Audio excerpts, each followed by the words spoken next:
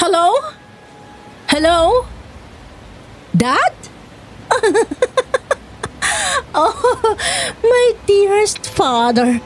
Bakit ka napatawag? Where the hell are you, Ray? I'm going home. I'm driving. Ano? Nagmamaneho ka na naman ng lasing. Don't worry, Dad. I'll be home in a heartbeat. At saan ka na naman galing, ha? Sa bar na naman. Alas 3 na ng madaling araw. Kababae mong tao pero lamang ka pa rin ng kalsada. Oh, please, Dad. Tumahimik na kayo. Pauwi na nga oh. Sa gitna ng kalasingan ko ay napakunot noo ako nang mapunta sa daan ang aking atensyon. Dahil sa gitna ng kalsada ay may kung ano akong nakitang malaking bulto ng tao. Lalaki. Hindi ko sigurado kung tao nga na maituturing ang nakita ko dahil kahit malayo ay kita ko ang nanlilisik at kulay apoy nitong mga mata. Bigla kong nakalimutan na kausap ko ang daddy ko sa kabilang linya. Biglang nanlaki ang mga mata ko nang tumakbo ang lalaking nasa gitna ng daan at sinalubong ako. At ganoon na lang ang takot na gumapang sa buong katawan ko nang makita ko ng malapitan ang kanyang muka. What the hell is that? Ah! Demonyo! Nang lumingon ako maya-maya matapos kong bumangga sa isang saradong establishment, muli akong nakaramdam ng takot nang makita kong palapit ang nakakatakot na nilalang na ito. Pero may humarang na isang lalaki dito. Napasigaw ako sa takot nang bigla nitong hablutin ang tiyan ng lalaki, sabay dukot ng laman loob nito at kinain. Matapos yun ay nawalan ako ng malay at nagising na lang ako na nasa ospital na. Dad? Mabuti naman at nagising ka na dahil naghihintay sa'yo mga pulis. Ano ka ba, Rain? Kailan ka ba titino, ha? Pangatlong DUI mo na to. 26 ka na. Hindi ka pa ba nahihiya sa pinagkagawa mo? I'm okay, Dad.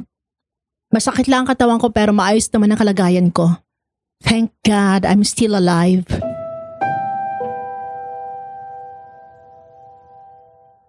Matalim kong tinignan ang sarili kong ama habang naroon ang isang kasambahay, mga pulis, doctors at nurses. Hindi ito nakapagsalita at tuluyang napahiya. Naging mailap ang mga mata niya at bumawi ng tingin mula sa akin. Gusto ko nang sinabi ka at di mo tinatanong. Dahil alam ko naman na wala ka naman talagang pakialam sa akin. Salip na tanungin mo kung kumusta na ako dahil na-aksidente ako. Saan mo nagad sinalubong mo sa akin? Anong klaseng ama ka?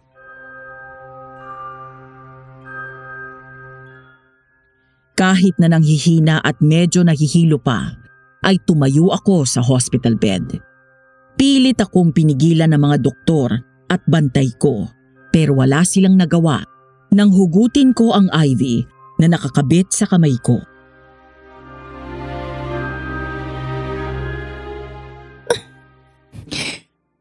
Atat kang pumunta ako sa presinto, di ba? Tara na! Ano pang hinihintay mo? Ipakulong mo na ako! Napastangan ka talaga! Napakatigas talaga ng ulo mo! Para magtino ka, sasama ka kay June at ipadadala kita sa Bicol! Dahil sa paulit-ulit na offense ko ng driving under the influence, tuluyan nang nakansila ang driver's license ko. Hindi lang naman yon ang kalokohan ko sa buhay. Bukod sa inom at gabi-gabi akong laman ng bar, minsan na rin akong nahuli na nag-shoplift.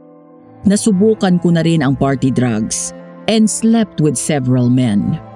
Oo, Madam Venus, I am a woman with a broken soul and a broken heart. Maayos naman ang buhay ko noong nagsasama pa ang parents ko. Graduate ako ng college with Latin honors.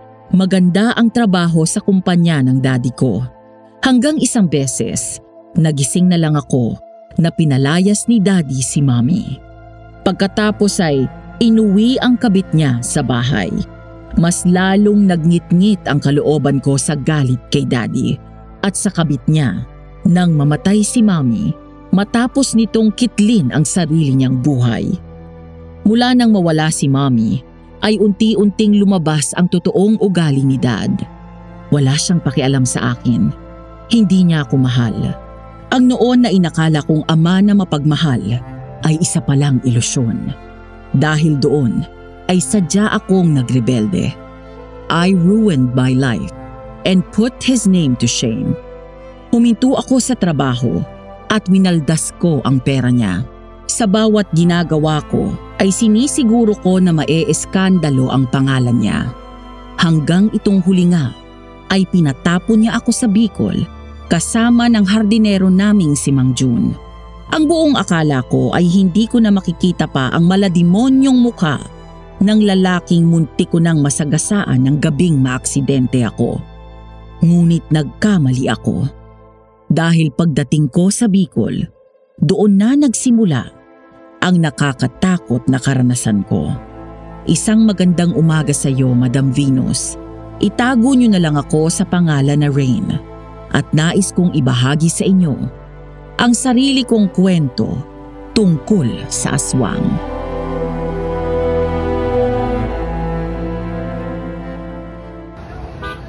Ma'am Rain, dito po tayo. Mukhang maganda dito sa lugar niyo ah. Ay, totoo po yan, ma'am. Lalo na doon sa baryo namin. Maganda ang paligid, presko at may malapit na ilog. Yun nga lang, ma'am, pagpasensyahan nyo na ang tutuluyan namin doon dahil sa kubo lang kami nakatira. Ayos lang. Basta may matutuluyan.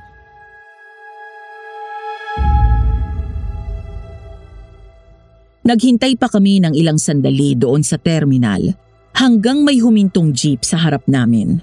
Isang lalaki ang sinalubong ng ngiti si Mang Jun at nagmamadaling bumaba saka lumapit sa amin.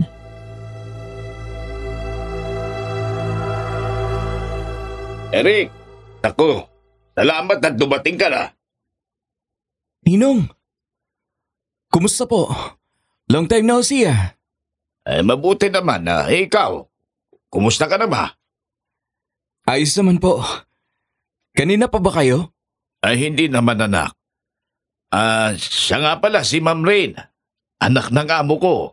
Ma'am, siya po si Eric ang inaanak ko. Doon po kayo sa bahay niya tutuloy.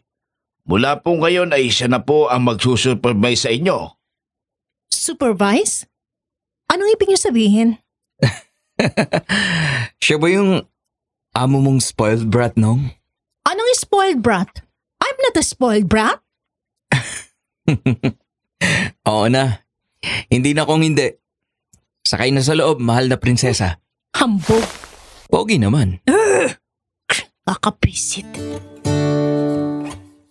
Sa buong biyahe namin ay nakasimangot ako habang pasulyap-sulyap kay Eric. Maya-maya ay may nadaanan kaming babaeng buntis. Huminto si Eric at lumingon sa babae. Unang tingin pa lang ay halatang kilala niya ito. Ate Alma! Anong ginagawa mo dyan? Bakit wala kang kasama? Pauwi ka na ba? Abay, sumabay ka na sa amin. Halika dito at sumakay ka na. Diyos ko, kabuanan mo na. Hindi ka dapat na lumalabas ng bahay na wala kasama. May pinuntahan po kasi si nanay . May binili lang ako sa palengke. Pero sumasakit na nga akong tiyan ko kanina pa . Manganganak na po yata ako. Habang nakikinig ako sa usapan nilang tatlo, ay napapalingon lang ako kay Eric. Sumulyap siya sa akin habang nagmamaneho, saka ngumisi at nang aasar na tumawa. Pagkatapos ay tinuro ako nito sa babaeng tinawag nilang Alma. Ate Alma, si Rain pala. Makakasama natin sa bahay. Rain, si Alma pinsan ko. Oh, huwag ka na magselos ha. Feeling mo talaga, no? Hindi ako nagsiselos. At FYI, I don't like you. Hi ate, nice to meet you. Pasensya ka na, mayabang tong pinsan mo eh. GGSS. Gwapong-gwapo sa sarili. Pagpasensyan mo na yan si Eric at talagang malakas lang yan mang-asar pero mabait yan bukod sa pogi at masipag pa. Kaya marami nagkakagusto dyan ng mga dalaga na taga rito sa amin. Oh, narinig mo yun? Pogi daw ako. Yuck.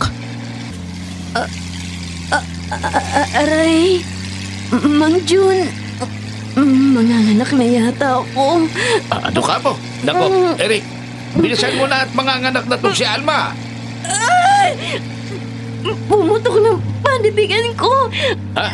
Lalabas na yata yung baby ko.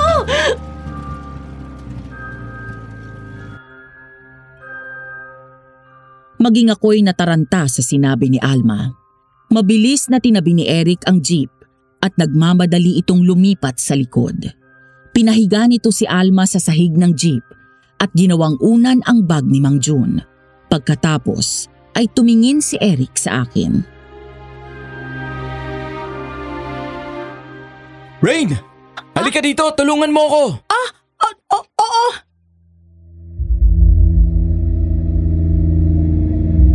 Kahit hindi ko alam kung anong tulong ang magagawa ko.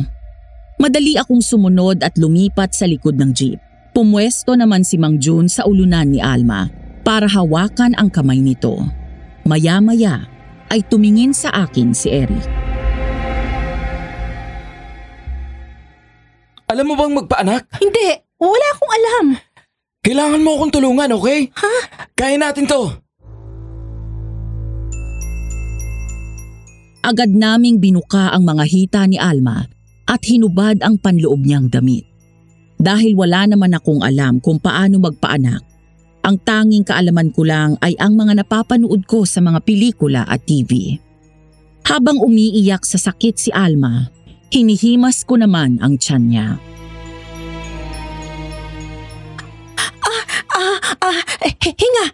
Hinga ka sunod-sunod. Konting iri lang to dahil nasa bungad agad ang ulo na baby mo. Sige, hinga. Yan, ganyan. Ate, kapag handa ka na, umiri ka na. Ready na ako. Isang malakas na ira lang, ate. Yan, ganyan. Sige, kaya mo yan. Konti na lang, ate.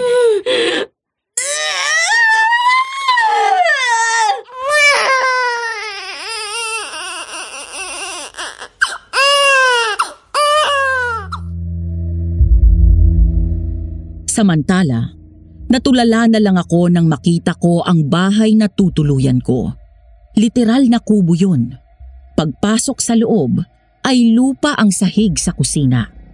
May maliit na 3 baitang ng hagdan na yari sa kawayan kung saan naroon na agad ang kwarto/sala na may isang malapad na papag na gawa rin sa kawayan. Dito ako matutulog? Tayo, anong ako? Bahay ko to. Mang Jun, baka naman pwedeng doon na lang ako sa inyo. Nako, ma'am. Mas mahihirapan ka roon. Mas luma ang kubo namin mag-asawa tapos kasama namin ang mga anak at apo namin. Itong kubo ni Eric, medyo bago pa. Mas komportable ka rito. Ayoko dito. Baka mamaya gapangin ako dyan eh. Ako? Gagapangin ka? Gusto mo ba? Yuck! Over my dead gorgeous body. Baka nga ikaw ang gumapang sa akin. GGSS ka talaga!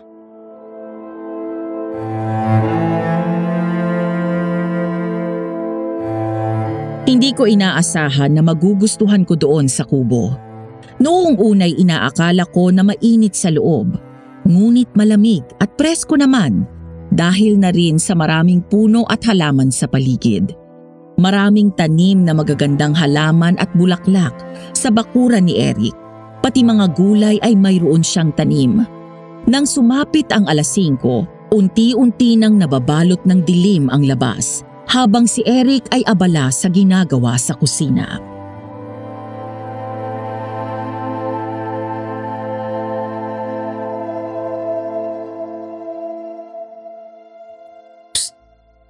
Huy!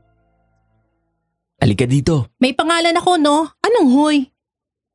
Dali na, lapit na. Ano ba kasi yon?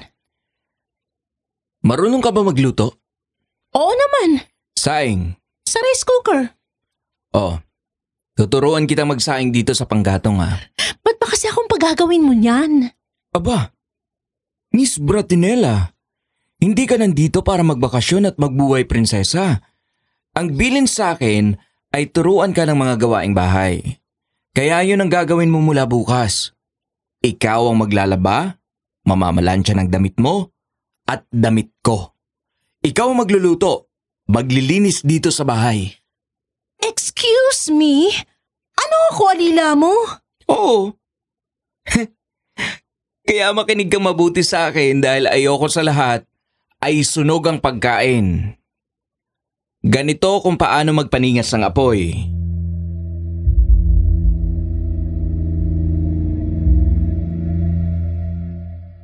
Inis na inis ako, Madam Venus. Hindi ko alam na ganito ang dadatnan ko dito. Kung alam ko lang na gusto kong gawing alila ng daddy ko, tumakas na lang ako at lumayo sa lahat. Lalo pang naging malala ang sitwasyon ko dahil sa hambog na si Eric. Matapos akong turuan ito sa kusina, ay tinuruan naman niya akong magluto gamit ang panggatong. Matapos nitong magsaing ay nagprito ito ng isda at nagsapaw ng talbos ng kamote sa sinaing. Nang maghain ito sa mesa, napatitig na lang ako sa pagkain. Hindi ako nag-iinarte, Madam Venus. Pero pinalaki kasi ako ng mga magulang ko na hindi ganitong ulam ang hinahain sa akin.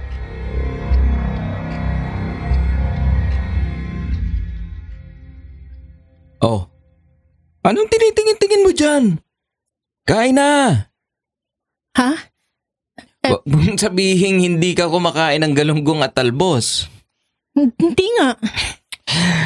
Iba talaga kayong mayayaman, no? Ano bang hinahain sa inyo? Laging karne? Kumain ka!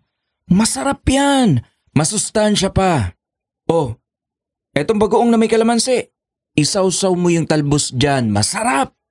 Tapos magkamay ka, masarap!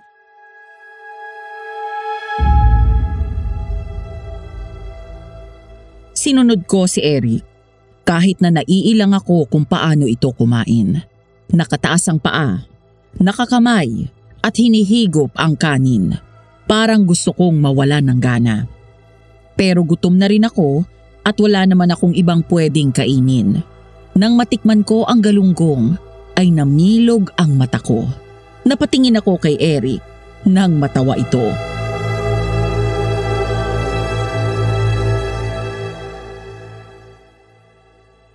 Ano? Sarap, no? Kumain ka na kumain. Sarap. Wala pala. Gusto ito ng mga yaya ko sa bahay eh. Si mami kasi ako pakainin ng mga ganito dati. Kaya pala ang putla mo? Kumain ka nitong talbos. Kung ayaw mo ng bagoong may toyo dyan, lagyan mo ng kalamansi at siling labuyo. Sarap. Teka, paano nga pala natutong magpanak? Midwife ka ba? Hindi Hindi ako talaga kumadrona. Marunong lang magpaanak. Natuto ako kay mama nung nabubuhay pa siya. Siya kasi talagang kumadrona. Kapag magpapaanak siya, ako ang palaging kasama niya dahil nag-iisa naman ako at wala akong kapatid na babae. Ayun, saka kasama ko sa kanya natuto ako. Tsaka tinuruan ako para daw in case may emergency at nasa paligid ako, marunong ako at makakatulong ako. Wow, okay ka rin ah. Aaminin ko, pinahanga mo ako kanina sa ginawa mo kay Alma. Oh, baka mamaya may in love ka na sa akin yan. Yan ang wag na wag mong gagawin. Ang ma-in love sa akin. Lakas din talaga ng bilib mo sa sarili mo, no? Hindi mangyayari yon. Mabuti naman. Dahil kapag ako na-in love sa'yo, hindi na kita pauwiin. Hindi kita type, no? Ew. Makayaw ka dyan. Baka kapag hinalikan kita dyan, malunod ka sa sarap. Kadiri ka talaga, no? Sabik ka ba? Tagal mo na yata walang jowa eh. Hoy Eric, wag akong pagtripan mo ah. Kumain ka na nga ng kumain. Tingnan natin.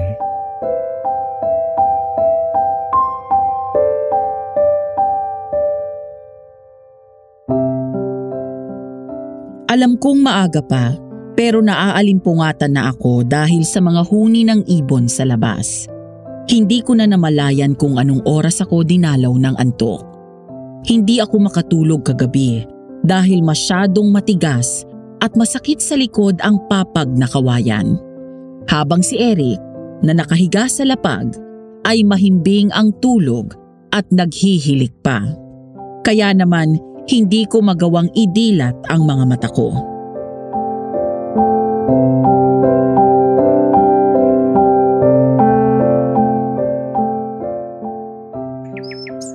Uy, Rain. Gising na, uy. Uy. Ano ba? Ang aga pa, oh. Mamaya ka na magising. Magluto ka na ng almusal. Mamaya na sabi. Ayaw mong bumangon dyan ah.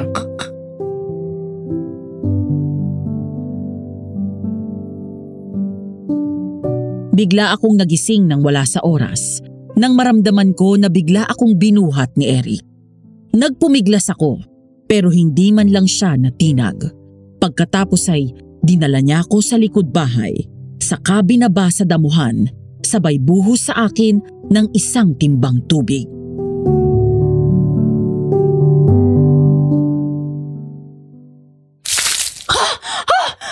Oh my gosh! Yun! Walang hiya ka? Ba't mo ako binasa? Ayaw mong bumangon eh. Pasado 6:00 na, tanghali na. 6 in the morning? Are you serious? Anong tanghali ang pinagsasabi mo dyan? Ano bang hindi ako kagad nakatulog dahil ang sakit sa likod ng papag mo? Hindi ko na problema yon. Hoy madam, wala ka sa inyo. Dito kailangan mong bumangon ng maaga para maganda ng umagahan ko. 5:00 pa lang nasa bukid na ako. Maghanda ka na ng almusal ko. Babalik ako dito mamayang 8:00. Kailangan may sinangag at naprito mo na yung tuyo, ha? Ha? Maghanda ka na rin ng itlog na maalat. Lagyan mo ng kamatis. Sandali lang, hoy! Saan ka pupunta? Babalik ako sa bukid. Siya nga pala. Mamaya kapag nagbihis ka na, magsuot ka ng bra, ha? Ano? Bakat na bakat yung dibdib mo. Baka nakakalimutan mo, lalaking kasama mo sa bahay. Bastos! Ba't mo tinitingnan? Nakita, hindi tiningnan. Magkaiba yon. Tsaka nakabuyang-yang. Anong gagawin ko? Kung hindi mo ako binasa, hindi mo makikita. Malay ko ba na wala kang suot na bra? Sige na, maligo ka na. May tubig na doon sa CR. Yung bilin ko, ha? Oo na! Madulas ka sana, hambog! I love you too. Yuck!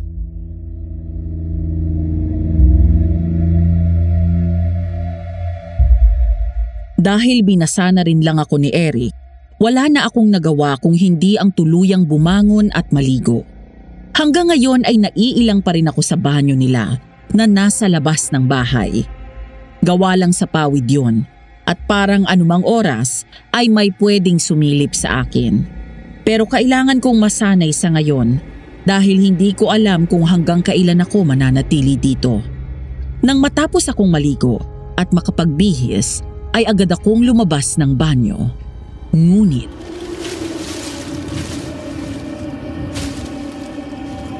napahinto ako nang may maramdaman akong kakaiba sa paligid. Umaga na, mataas na ang araw, pero bigla akong kinilabutan. Lalo na nang biglang lumamig ang ihip ng hangin. Pakiramdam ko ay may mga matang nagmamasid sa akin. Lumingon ako sa paligid. Bukod sa mga puno at mga halaman, wala na akong ibang nakikita pang tao doon. Ang mga kapitbahay namin ay medyo malayo mula sa kinatatayuan ng kubo ni Eric. Napakislot ako sa gulat nang may marinig akong nakakatakot na bulong sa aking tenga.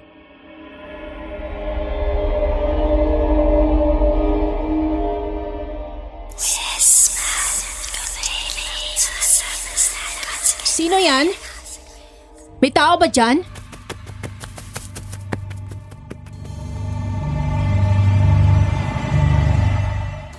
Bigla na naman akong napalingon nang marinig ang mabilis na yabag ng mga paa na yun na tumatakbo palayo.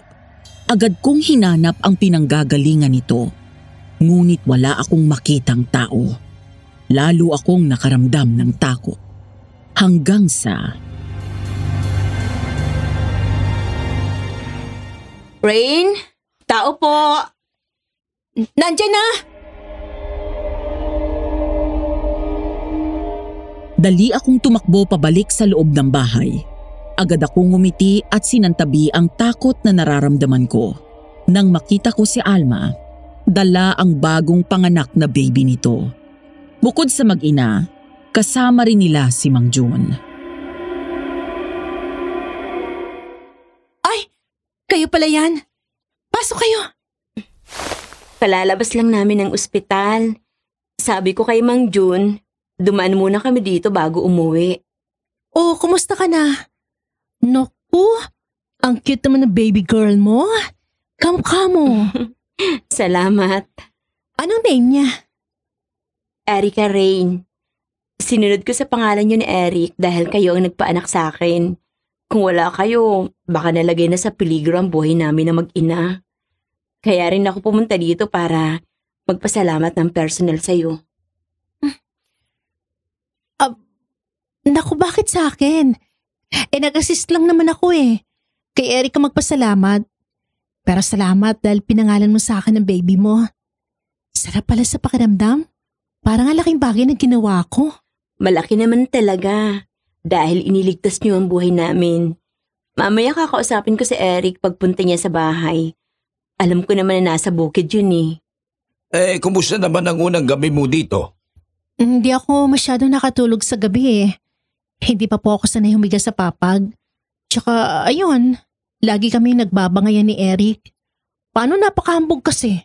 Tapos kumakautos eh. Magpasensahan mo na yung batang yon. At sadyang maloko talaga yon. Dating sundalo yon kaya medyo istrikto. Pinagluluto nga ho niya ako. Tinuruan niya ako kagabi magpabaga ng kalan. Kaya lang di ko natandaan lahat ng sinabi niya. Yun lang pala eh. Huwag kang mag-alala. Tuturuan ka namin. Maangas lang talaga yun si Eric minsan pero mabait yun. Baka nga magkagustuhan pa kayo eh. Naku, no way! Halika na at turuan na kita na makapagluto ka na. Baka bumalik yun nang hindi ka pa nakakapagluto at magalit yun. Ayaw sa lahat ni Eric yung nahuhuli sa oras. Mang Jun? Nasaan na ang pamilya ni Eric? Maagang naulila yan sa mga magulang niya. Kaya ako ang nagpalaki sa kanya. Kaya't parang anak ko na rin ang turing ko dyan sa batang yan. Ang asawa at anak naman niya napatay habang wala siya sa bahay at nasa isang misyon. Pinasok ng masamang loob ang bahay ng kanyang mag-ina at pinatay. Nang malaman ni Eric ang lahat, agad siyang muwi at hinanap ang mga sospek. Pinatay niya rin yun, kaya narilib siya bilang sundalo at nakulong ng ilang taon. Mula noon pinagyaman na lamang niya ang lupain niya at nagsaka. Ganun po ba?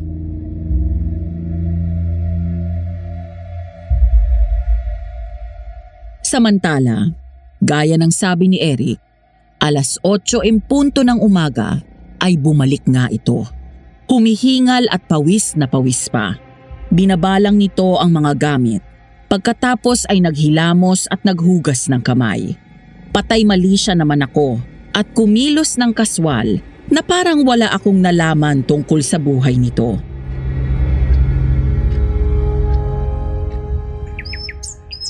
Ano? Nakaluto ka na? Oo naman, palagay mo sa akin. Baka naman hindi masarap to. Hoy, masarap ako magluto ano? Maupo ka na dyan. Lihim akong ngumiti nang matigilan ito pagbukas ng mga pinggan na nakatakip sa pagkain. Garlic fried rice, pako salad na may kamatis, sibuyas at itlog na maalat at tuyo. Hindi makapaniwalang tumingin si Eric sa akin. Ikaw lahat ang nagluto nito? Oo. Dumaan pala dito sila Mang June at Alma. Nangangamusta. Baka naman silang nagluto nito Hoy, tinuruan lang nila ako ulit kung paano magpaningas ng apoy at kontrolin ng apoy kapag nagluluto para hindi masunog yung pagkain. Pero ako lahat nagluto niyan. Paano mo nalaman itong pako? Akala ko hindi ka kumakain ng mga ganito. Hindi nga masyado pero nakatikim na ako ng pako salad. Favorite kasi ni Mami yan nung nabubuhay pa siya. Lagi niya request kila Yaya kaya nakabisado ko na yung lasa na gusto niya. Nakita ko din sa bakuran mo na may tanim, kaya kumuha ako. So, recipe to ng mami mo? Oo. Kain ka na. Naupo ka na. Sabay na tayo. Natigilan ako nang ipaglagay ako ni Eric ng pagkain sa pinggan. Pagkatapos ay pinaghimay niya pa ako ng laman ng tuyo. Lumingon naman ito sa akin nang ilapag ko ang tasa ng kape sa harap nito. Pagkatapos ay ngumiti sa akin. Matapos yun ay sabay na kaming kumain.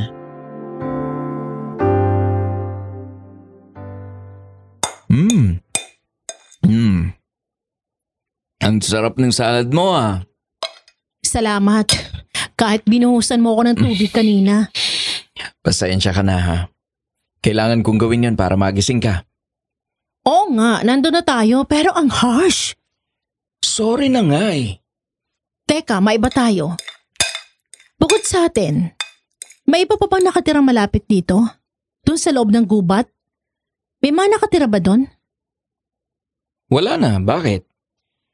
Kasi kanina paglabas ko ng banyo, nag-iba yung pakiramdam ko para akong kinilabutan tapos parang may nakatingin sa akin.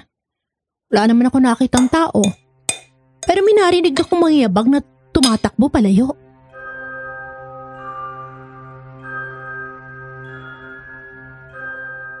Biglang kumunot ang noo ni Eric at sumeryoso ang mukha. Huminto ito sa pagkain, sabay lingon sa labas ng pinto at muling ibinalik sa akin ang tingin. Nakita ko ang pag-aalala sa mukha nito. Nang hindi pa nasiyahan, ay tumayo ito at lumapit sa pinto, saka tumingin sa paligid.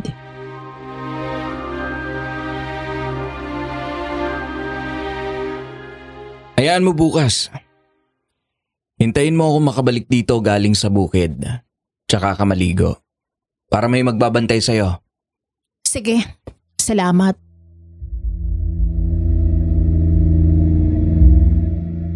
Isang araw, dahil kaarawan ni Alma, ay naimbitahan kami para sa isang kaunting salo-salo. Pumunta kaming dalawa ni Eric at nakisaya. Mula nang dumating ako, sa kabila ng mahigpit na pagtuturo sa akin ni Eric ng mga gawaing bahay at malaasot pusang pakikitungo namin sa isa't isa. Iyon pa lang ang araw na talagang nag-enjoy ako doon. Masarap ang mga pagkain na hinanda ng nanay ni Alma. Bukod doon, ay may alak din na pinag-aagawan pa namin ni Eric dahil pigil ito ng pigil sa akin na uminom. Natukso kami tuloy ng wala sa oras at sinabing para daw kaming mag-asawa. Kaya hanggang pag-uwi ay hindi kami nagkikibuan. Uy, galit ka pa rin ba? Oo, kaya wag mo akong kausapin Minsan na nga lang ako mag-enjoy Bakit ka ba pinatapon dito? Di ba dahil sa alak? Tapos iinom ka na naman? Konti lang naman eh. Kahit na konti. Saan ka ba natutong uminom? Di ba sa pagtikim ng pakonti-konti? Oo na, sige na. Dami na naman sinasabi.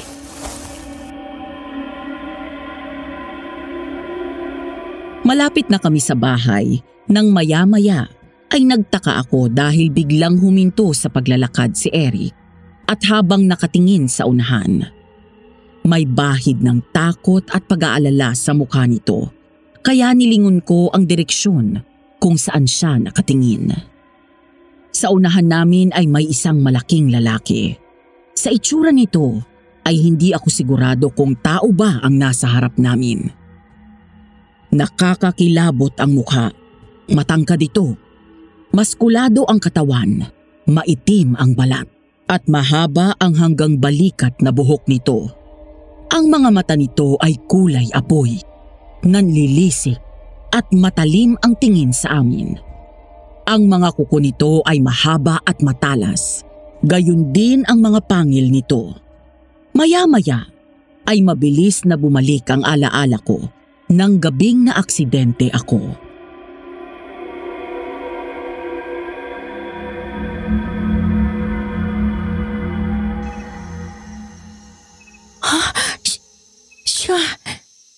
Siya nakita ko nung gabi bago bumangga yung kotse ko. Siya nga, hindi ako pwede magkamali. Anong klaseng tao yan? Ba't siya nandito? Aswang yan at hindi tao. Aswang? Oo. Natulala ako, kasabay ng sunod-sunod na bagsak ng luha ko at pagapang ng matinding takot sa buong katawan ko nang tumingin sa akin ang aswang. Naalala ko ang takot na naramdaman ko ng gabing yon matapos siyang sumugod sa akin. Ang sinapit ng biktima nito na dinukot niya ang laman loob. Biglang nagulo ang isip ko. Anong ginagawa ng aswang na yon sa Bicol? Ang lawak ng buong Pilipinas. Bakit dito pa kami muling nagtagpo? No! Layuan mo ako! Layuan mo ako! No! Rain! Rain! Rain, pakinggan mo ako. Huwag kang matakot dahil kasama mo ako, okay? Dun ka sa gilid at magtago ka. Kapag nalagay ang sitwasyon sa alanganin, tumakbo ka na. Anong gagawin mo? Hindi kita iiwan dito. Hoy! Eric! Eric, hoy! Huwag ka lumapit sa kanya! Pero hindi nakinig si Eric at tuluyan pa rin bumaba ito. Bukod sa baril, ay may nakasukbit ding itak sa bewang ito. Nakita ko ang takot sa mga mata nito, pero hindi sapat para mabawasan ang katapangan na harapin ang nilalang na yon. Ilang sandali pa ay nagsimulang humakbang ang aswang palapit sa amin. Eric! Mag-iingat ka! Eric! Takot at labis na pag-aalala ang naramdaman ko nang sumugod ang aswang kay Eric. Mas matangkad at malaki ang katawan nito. Isang maling kilos ni Eric ay maaari nitong ikamatay. Wala akong nagawa kung hindi ang maghintay at manood na lang sa tabi. Hindi ako madasalin. Inaamin ko na sa dami ng nagawa kong kasalanan, hindi man lang ako lumapit sa Diyos. Galit ako sa Kanya dahil hinayaan niyang masira ang pamilya ko. Hinayaan niyang mawala ang mami ko. Pero nang gabing yon, natagpuan ko ang sarili ko na umiiyak at umuusal ng panalangin. Nagmamakaawa sa Diyos na pakinggan ang aking dasal.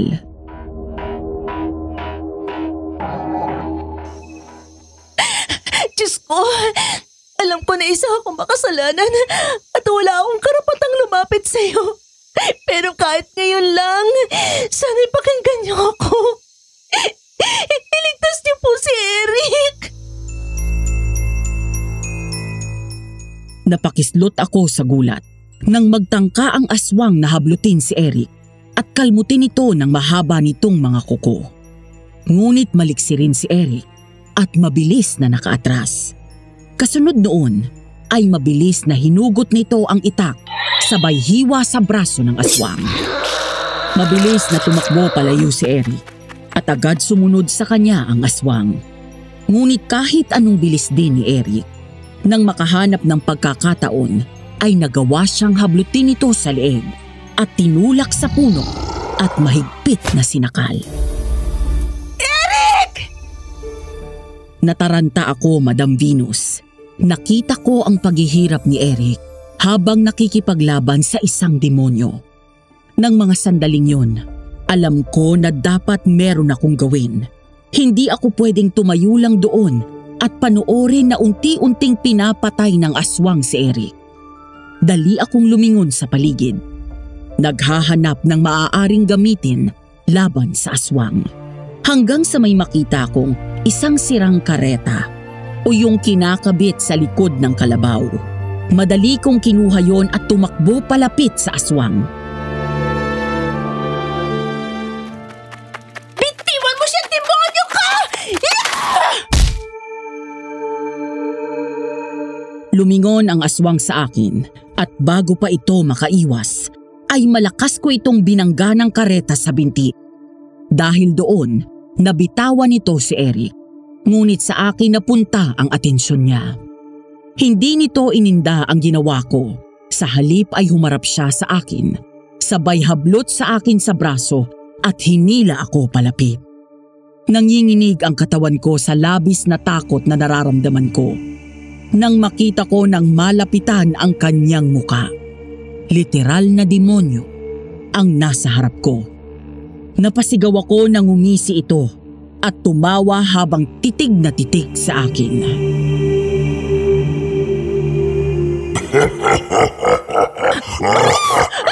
Layon mo ko!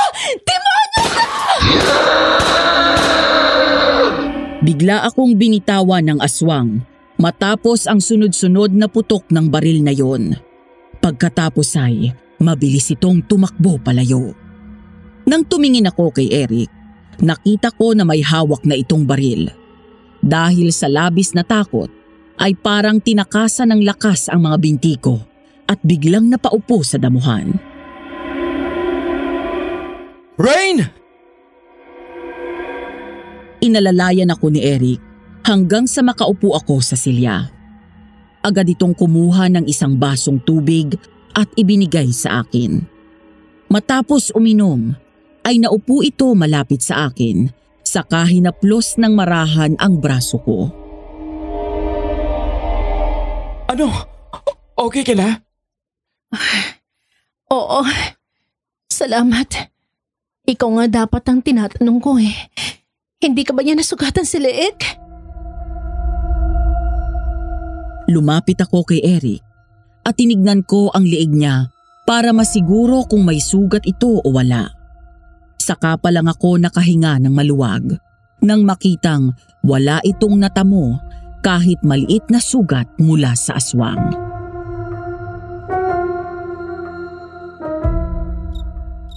Ayos lang ako. Ang mabuti pa maligo ka na para makapagpahinga ka na. Ayoko.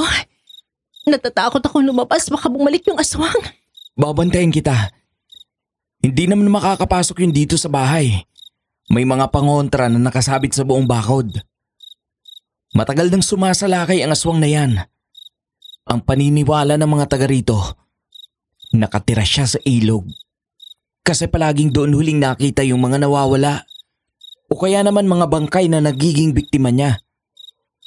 Karamihan sa mga ito, mga babae. Nakita ko na si Eric doon sa Maynila.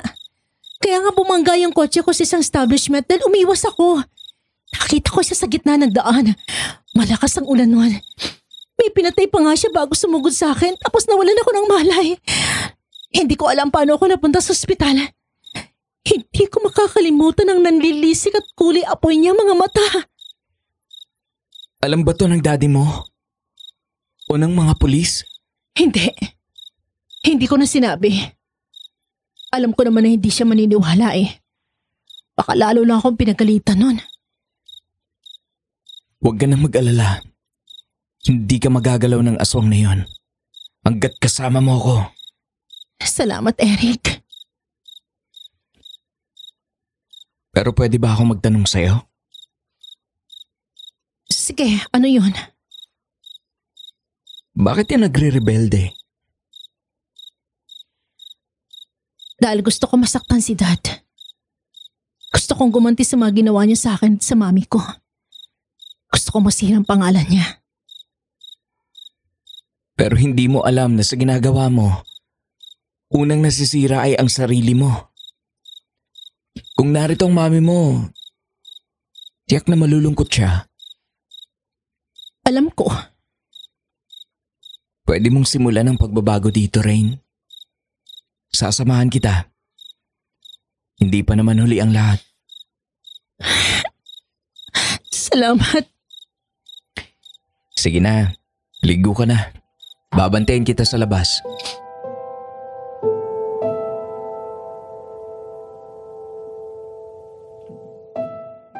Pag-akyat ko sa kwarto, natigilan ako nang makita ang matres sa ibabaw ng papag. Hindi lang yon, may kobre kama na rin, kumot at punda ang mga unan. Hindi makapaniwala na lumingon ako kay Eric. Natatawa na sumunod ito sa akin.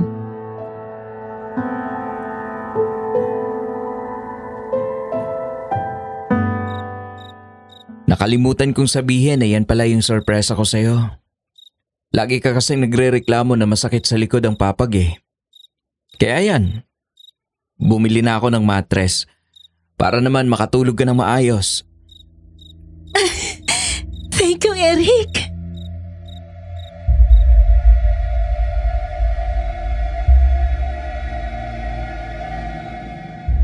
Dahil sa matres na binili ni Eric, paghiga ko pa lang ay agad akong nakatulog. Medyo nasanay na rin akong gumising ng maaga at magluto gamit ang panggatong. Pasado 8:00 na ng umaga at kababalik lang nito galing sa bukid.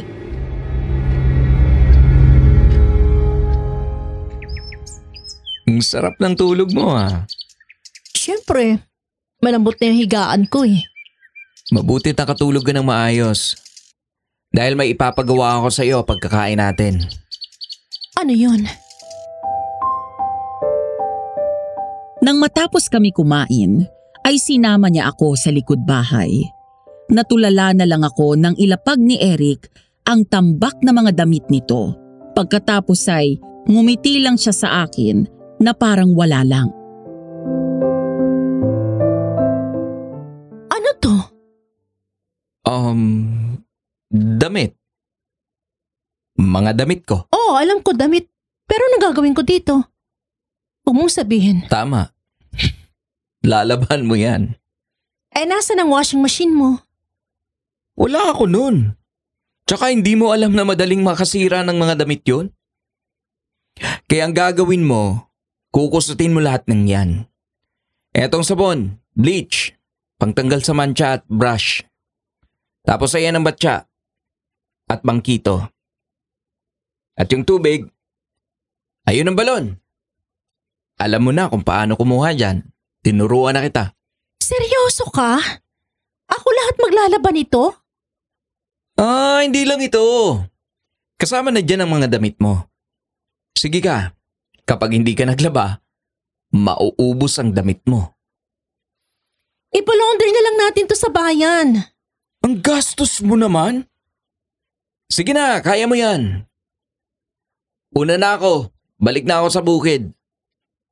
At isa pa pala, kapag tapos ka na maglaba, may mga damit akong nasa ibabaw ng papag. Pakiplansya na rin. At huwag mong kakalimutan magluto ng tanghalian ha. Babalik ako dito bago mag-alas 12. Eric, hoy! Sandali lang! Hoy! Siya nga pala. May mga brief ako dyan. Baka mamaya may pagnanasa ka sa akin eh. Sira ulo! Hambog!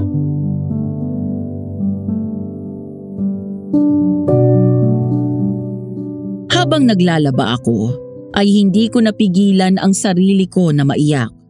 Aping-api ang pakiramdam ko. Parang pinagkakaisahan ako ni Eric at ng tadhana. Ito na yata ang kabayaran ko sa mga ginawa kong kalokohan. Maya-maya ay dumating si Alma, kasama si Baby Erica at ang nanay nito.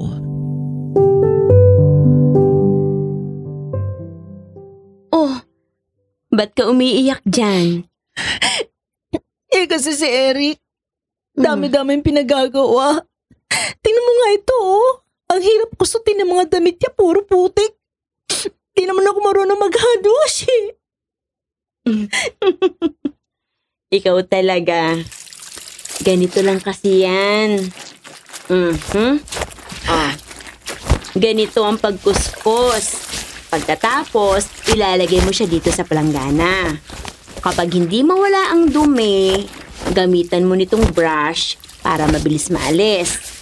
Tapos, itong bleach, gamitin mo lang to sa mga puti, ha?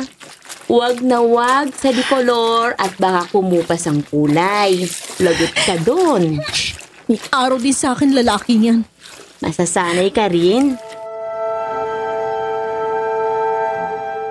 Hindi ko alam kung paano ko nagawa, pero habang naglalaba ay nakapagluto ako ng tanghalian namin bago umuwi si Eric. Saglit siyang umidlip at nang magising ay tinulungan niya na ako sa paglalaba. Nang-aasar pa dahil nakuha niya ang panty ko at siya ang nagkusot nito. 5:00 pasado ng hapon, nagpaalam ito na lalabas sandali habang ako naman ay namamlansya ng damit nito. Dahil may nakasalang na rin ako sa kala ng mga sandaling yon, tumakbo ako sa kusina nang marinig na umapaw ang pinakukuluan kong sabaw. Hindi sinasadya na naiwan ko ang plancha sa ibabaw ng damit nito at tuluyan yung nawala sa isip ko. Hanggang sa ilang sandali pa, humahangos na pumasok si Eric.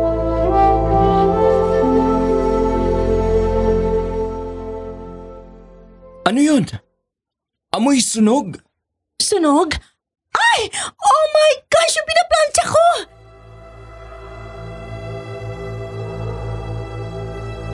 Agad akong tumakbo pabalik sa kwarto at nakita ko na lang na umuusok ang damit. Agad kong inalis ang plancha at kinuha ang t-shirt.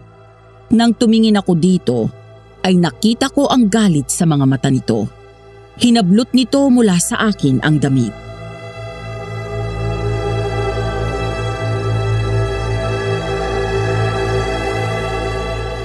Ano ba? Wala ka namang gagawing tama? Sorry. Napatakbo kasi ako sa kusina dahil baka masunog yung niluluto ko. Ang simpleng gawain, hindi mo naman magawa ng tama. Alam mo ba ang paborito ko to? Dahil ito ang huling regalo sa akin. Sorry na ako, di ba? Sabi ko hindi ko sinasadya. Sorry. Pero gusto kong ipaalala sa'yo na hindi mo ako alila dito. Kaya magdaan-daan ka ng pagsigaw-sigaw sa akin. Sinusunod ko naman ang sinasabi mo ah. Gusto mo magluto ako, nagluluto ako. Gusto mo maglaba ako, naglalaba ako kahit di ako marunong. Nakita mo ba ang mga kamay ko, ha? Nakita mo ba mga sugat dyan? Ha? Pagod na ako, Eric. Hindi ko alam kung ba't para akong tanga sunod-sunuran sa'yo.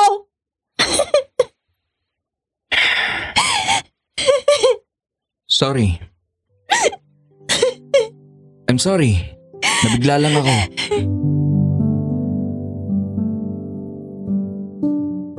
Dahil sa sama ng loob, ay tumakbo ako palabas ng bahay. Kahit na tinatawag ako ni Eric, ay hindi ako huminto man lang o lumingon.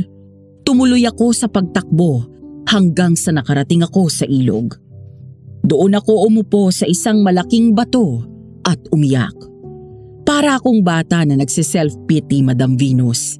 Namimiss ko na ang dati kong buhay na maayos at may mga gumagawa ng lahat para sa akin.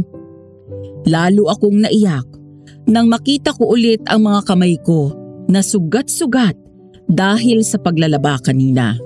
Maya-maya ay bigla akong napaatras nang mula sa ilalim ng tubig ay may lalaking umahon.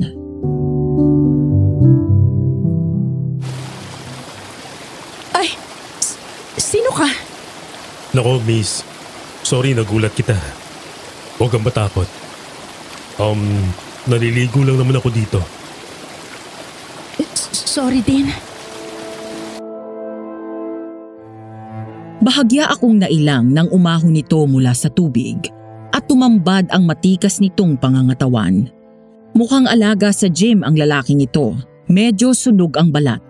Gwapo at pangmodelo ang tipo.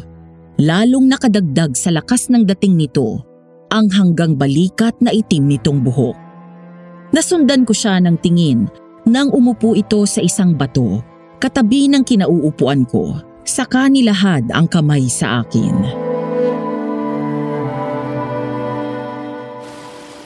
Ako nga pala si Crisanto. Ikaw, anong pangalan mo? Rain. Ang gandang pangalan. Ulan. Alam mo bang gustong gusto ko ng tubig kaya madalas akong maglagi at maligo dito sa ilog. Ako rin. Para kasi napaka-peaceful kapag narinig ko malakas na tunog ng ulan. Pasensya ka na sa itatanong ko ha. Para kasing naririnig kitang umiiyak kanina. May problema ka ba? Wala. Wala yun. Okay lang ako. Sana palagi kang bumalik dito. Wala kasi akong kakilala dito. Wala akong kaibigan. Ikaw pa lang ang nakakausap ko. Pareho pala tayo. Bago lang din ako dito eh. Rain! Asawa mo? Hindi Mukhang galit eh. Sige, dito na ako. Sige, mag-iingat ka. Sino yon? Wala, pakialam mo ba? Ikaw ha? Huwag kang basta-basta nakikipag-usap sa hindi mo kilala.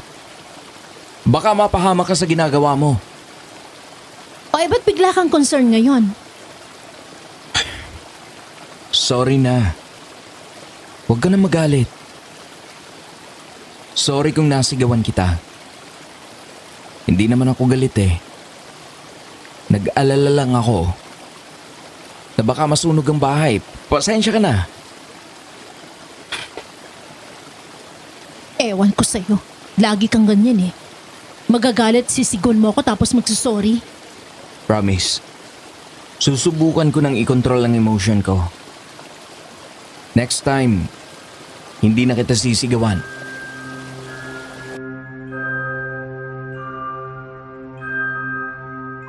Dahil nagtatampo pa rin ako sa kanya, hindi na ako sumagot pa hanggang sa napalingon ako kay Eric nang kunin nito ang kamay ko at hinawakan. Natigilan ako at napaisip, Madam Venus. Kanina, nang magdaop ang mga palad namin ni Crisanto, ay wala akong naramdaman. Pero ngayon, na si Eric ang may hawak ng kamay ko, ay parang bumilis ang tibok ng puso ko. Kinabahan ako sa hindi malaman na dahilan, lalo na nang bahagya niya yung pinisil.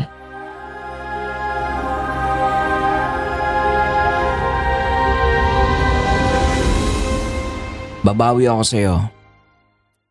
Halika na. Umuwi na tayo. Padilim na. Baka lumabas na naman ang aswang na humarang sa atin kagabi.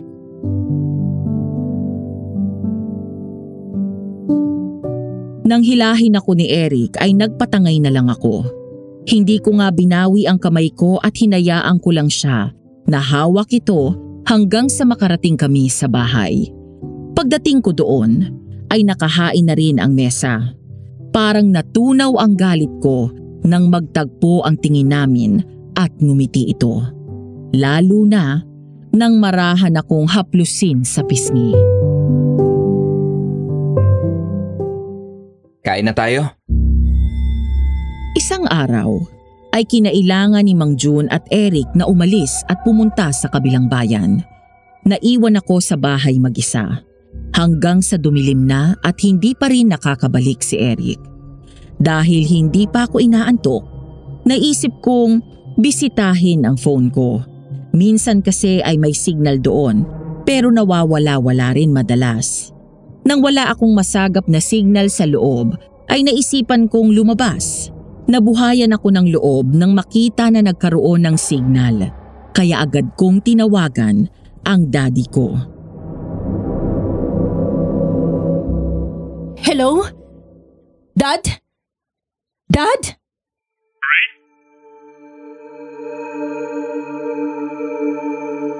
Nagtaka ako dahil sa tono nito ay gulat na gulat ito. Mahigit 2 linggo na mula nang dumating ako doon sa Bicol at mula noon ay hindi pa ako nakatawag sa daddy ko dahil nawawala ang signal doon.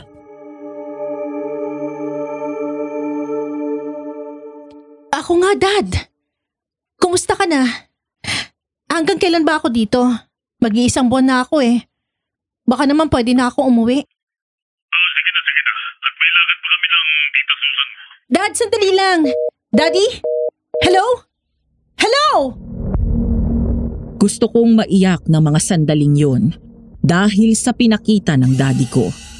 Pakiramdam ko bigla ay wala na siyang balak na pabalikin ako sa Maynila ng mga sandaling yun. Naramdaman ko ang pag-iisa. Tuluyan na nila akong kinalimutan. Hanggang sa...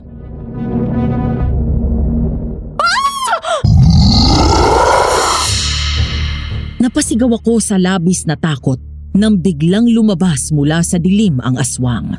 Sa bilis nitong tumakbo palapit sa akin, ay hindi ko na nagawa pang humakbang papasok ng bakuran. Pagkatapos ay hinablot ako sa bewang at tinangay papasok ng gubat. Tulungan niyo ako! Eric! Eric!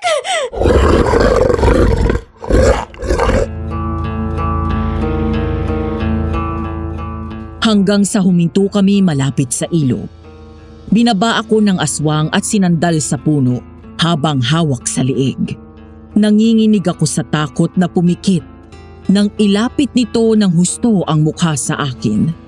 Takot na takot ako ng mga sandaling yon, Madam Venus.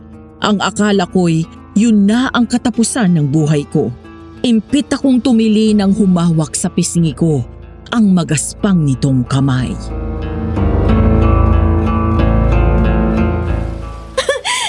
Kung papatayin mo ako, gawin mo na. Dahil wala naman iiyak kapag nawala ako eh. Hindi kita papatayin. Dahil isasama kita sa mundo ko. At ikaw ang magiging ina ng mga anak ko. Ayoko maglawalang isa pang demonyong katulad mo. Kaya patayin mo na ako.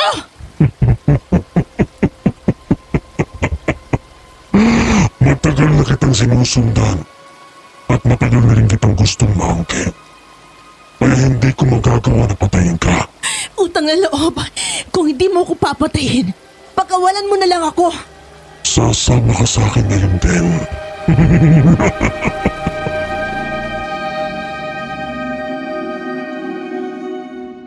Maya-maya, mula sa malayo, ay narinig ko ang malakas na boses ni Eric habang tinatawag ako. Pareho kaming napalingon sa direksyon ng pinanggagalingan ng boses ni Eric. Wala sa loob na napangiti ako. Rain! Rain! Eric! Eric, tulungan mo ako! Rain! Tumahimik ka! Kung ayaw mong patayin ko ang lalaki yan! Mapapatay ka na muna ni Eric bago mo pa magawang sinasabi mo! Bigla kong hinablot ang suot kong kwintas na may krus na pendant, saka yun dinikit sa balikat nito. Malakas na sumigaw ang aswang na para bang napaso ito kaya nabitawan ako nito. Hindi na ako nag-isip at mabilis akong tumakbo pabalik sa bahay.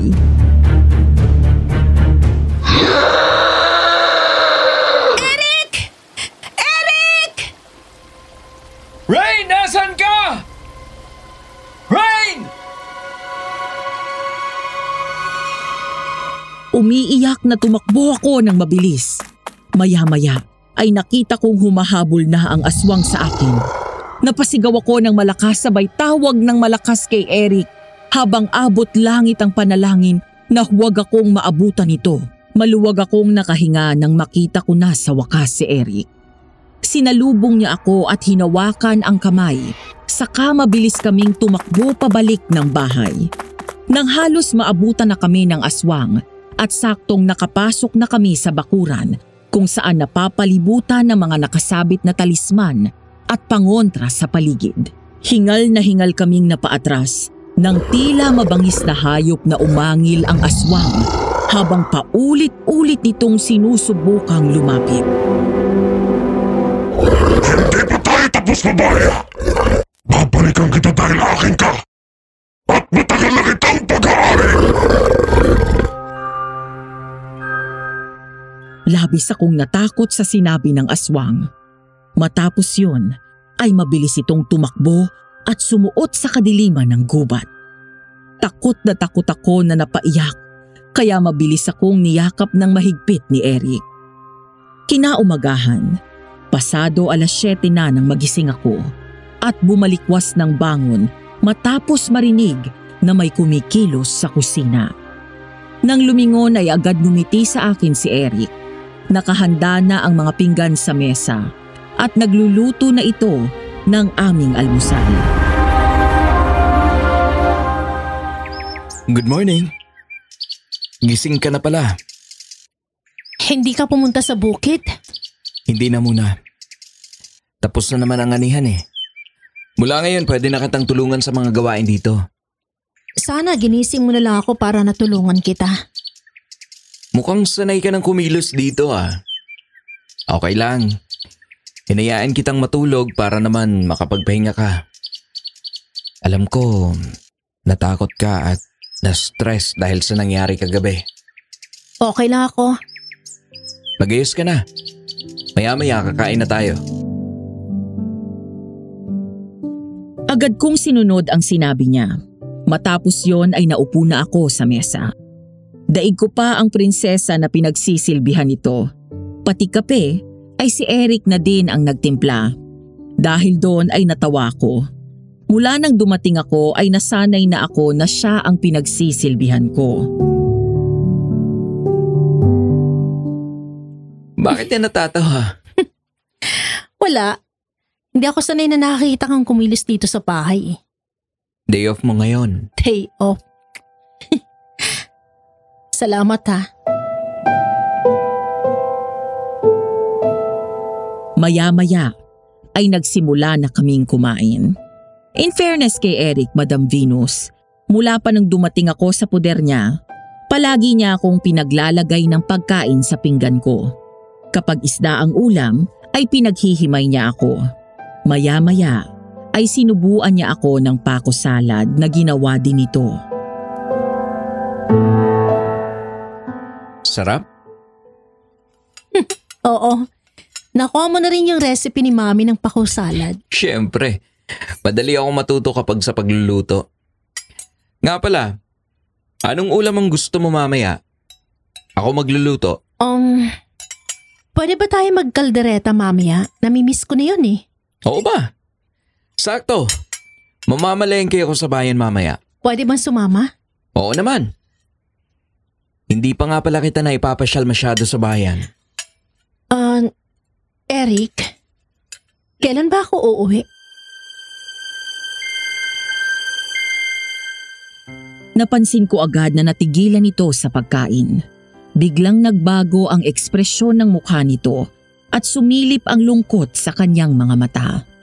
Pagkatapos ay agad bumawi ng tingin at pinagpatuloy ang pagkain.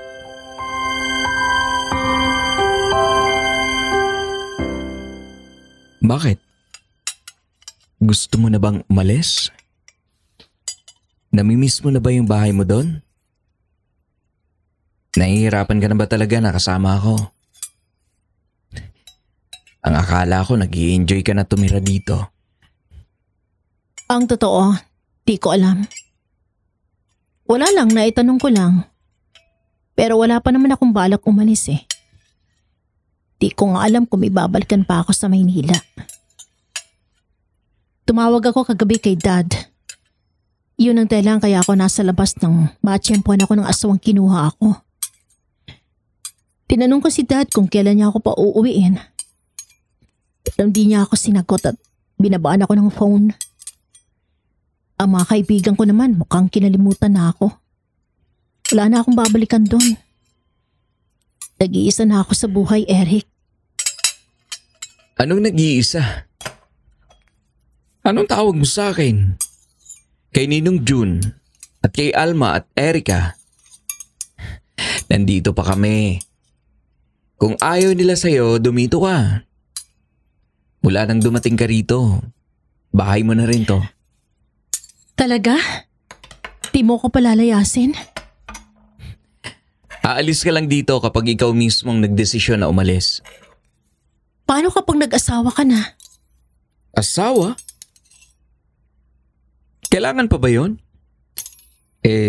Nandyan ka naman. Ha? Anong sabi mo? Wala. Sige na, ubusin mo ng pagkain mo. Nga pala, anong sabi sa'yo ng aswang na yun kagabi? Bakit sinabi niya matagal ka na niyang pag-aari? Di ko rin alam. Basta nung bago ko narinig ang boses mo, sinabi niya sa akin, isasama niya daw ako sa mundo niya. Aasawahin, ganun. Pero hindi ako pumayag. Sabi ko nga sa kanya, patayin na lang niya ako. Pero ayaw niya. Nakakapagtaka. Sinabi mo na nakita mo na siya doon pa lang sa Maynila. Tapos sabi niya, matagal ka na niyang pag-aari. Hindi kaya sinusundan ka niya noon pa? Eric, Maynila yun. Hindi naniniwala sa aswang mga tao doon. Maaaring sa inyo na doon pinanganak at lumaki. Pero paano ang mga galing dito sa probinsya? Naalala mo yung sinabi ko sa'yo? Hindi lahat ng nakakausap mo ay tao. Karamihan sa mga aswang ay kayang mag-anyong normal na tao sa umaga. Nabubuhay at nakikihalubilo sa karamihan. Kaya wag kung sino-sino ang nakakausap mo. Lalo na yung lalaking nakilala mo sa ilog. Wala akong tiwala doon. Ito naman no, wala nga sa isip ko si Crisanto eh. Pinaaalalahanan lang kita. Oo na po, hindi na. Bilisan mong kumain para makaluwas na tayo sa bayan.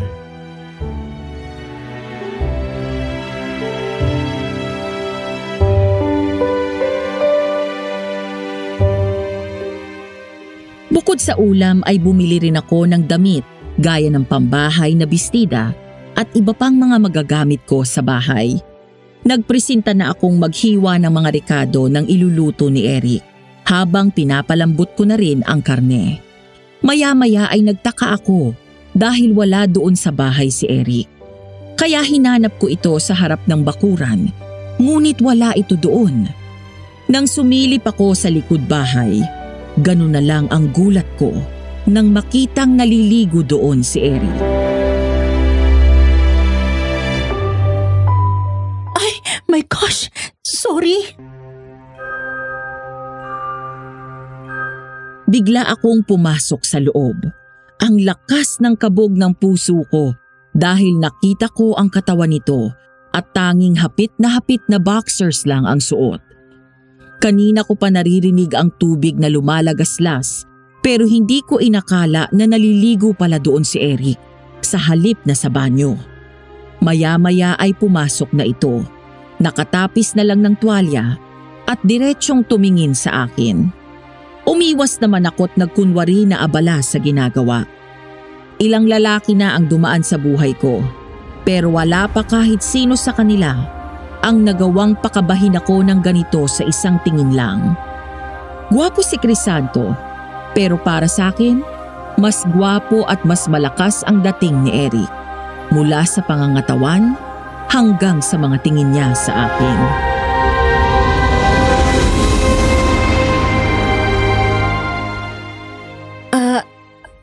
Nakahanda na mga ingredients.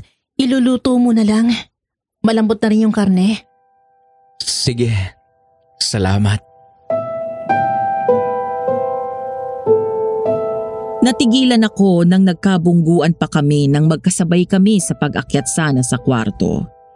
Naiilang na bumawi ako ng tingin hanggang sa umatras ito at pinauna ako.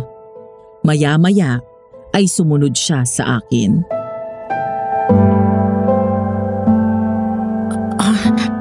May kukunin lang ako. Okay. Rain? Tao po. Rain? Halos sabay kaming napalingon ni Eric sa labas. Nang sumilip kami, nakita ko si Crisanto, ang lalaking nakilala ko sa ilog. Nakatayo sa harap ng bahay at may dalang plastik. Nang tumingin ako kay Eric, nakita ko na nakasimangot ito.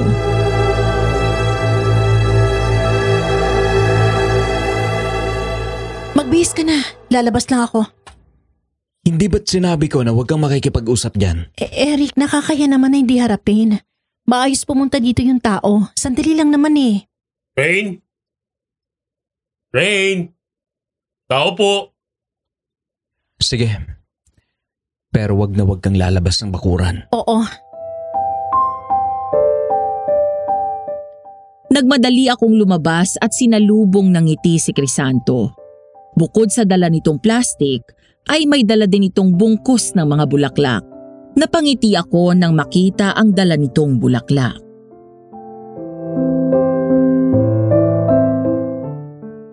Para sa'yo.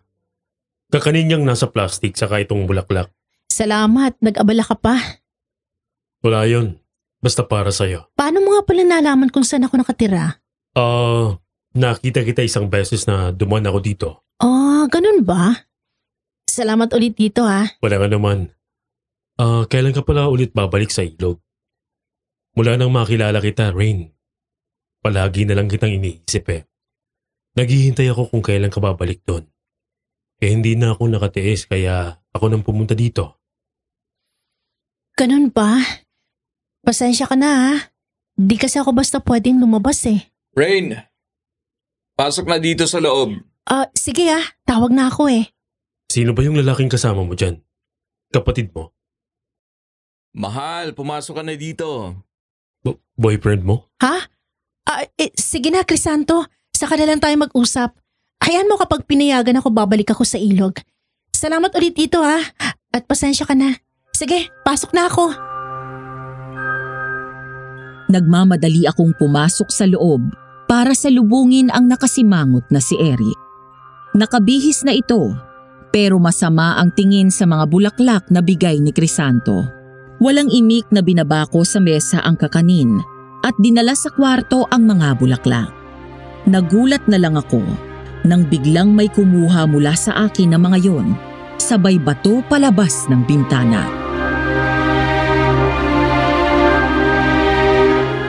Hoy! Ba't mo tinapon sa labas? Akma na akong bababa para kunin sana ang mga bulaklak, pero hinawakan ako sa braso ni Eric. Nang lumingon ako sa kanya, ay bigla akong sinalubong ng halik nito.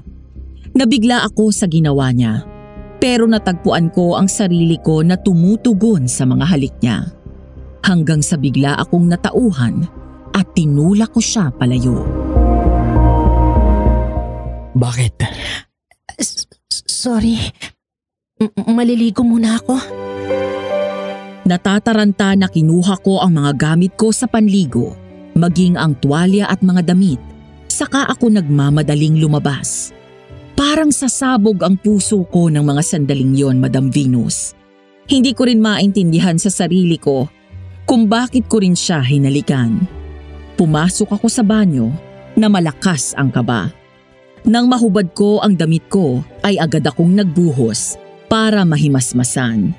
Hanggang sa halos mapatalon ako sa gulat nang biglang kumatok si Eric.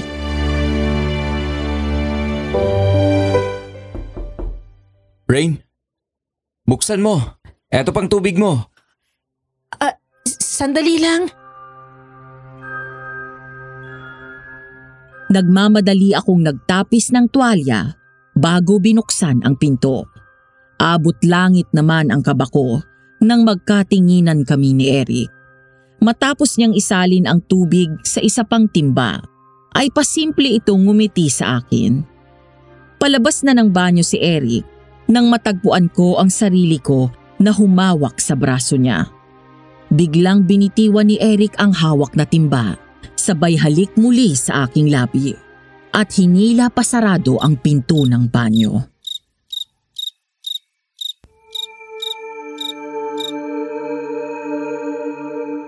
Madam Venus, hindi ko na maalala kung kailan ko huling naramdaman ang ganong klase ng saya. Kung hindi ako nagkakamali, buhay pa yata si Mami. Pero ngayon dumating si Eric sa buhay ko. Hindi ko akalain na ang kinaiinisan ko ay siya palang magbibigay muli ng kulay sa mundo ko. Matapos ang nangyari kanina sa amin ni Eric, ay naging sobrang lambing nito. Palagi itong nakayakap at wala kaming ginawa kung hindi ang tumawa. Ngunit ang masayang umpisa ng aming pagsasama ay nabahiran ng takot. Ang kwento sa akin ni Eric, madaling araw daw nang maalimpungatan siya at nakitang wala ako sa kanyang tabi.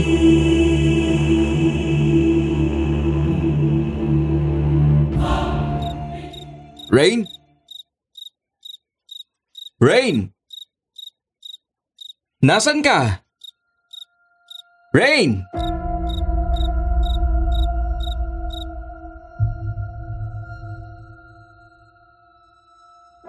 Tumakbo siya palabas ng bahay at sa bawat hakbang niya palayo, sa bawat segundo na dumadaan na hindi niya daw ako nakikita, ay labis na takot ang naging katumbas nun.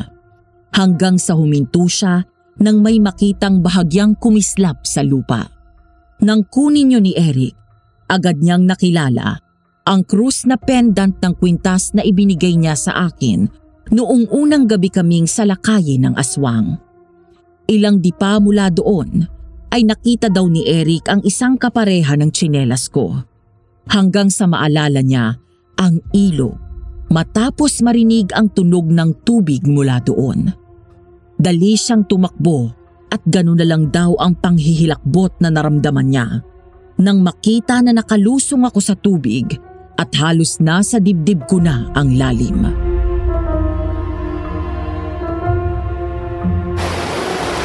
Rain!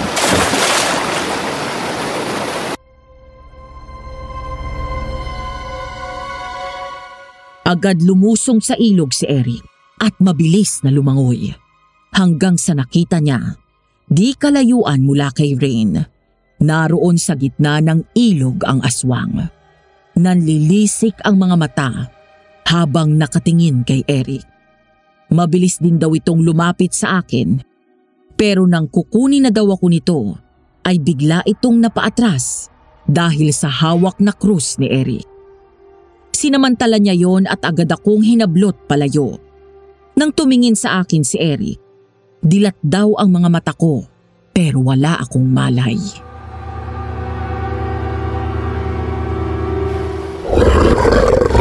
Anong kailangan mo sa kanya? Bakit mo ginugulo si Rain? Kinukuha niya akin. Kahit kailan ay hindi siya mapapasayo. Hindi sa'yo si Rain. Matagal na siyang pinangako sa akin. Kaya narito ako para kunin siya. Hindi ko siya ibibigay sa isang demonyo na tulad mo! Huwag ka lang papatayin kita! Oo! Patayin mo muna ako! Bago mo siya makuha!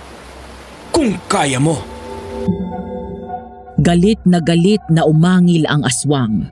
Nagtangka itong lumapit sa amin ni Eric, ngunit hindi nito naituloy. Lumangoy siya pabalik sa pampang, saka ako kinandong ni Eric at tinapik-tapik ang pisngi. Rain! Rain! Gumising ka!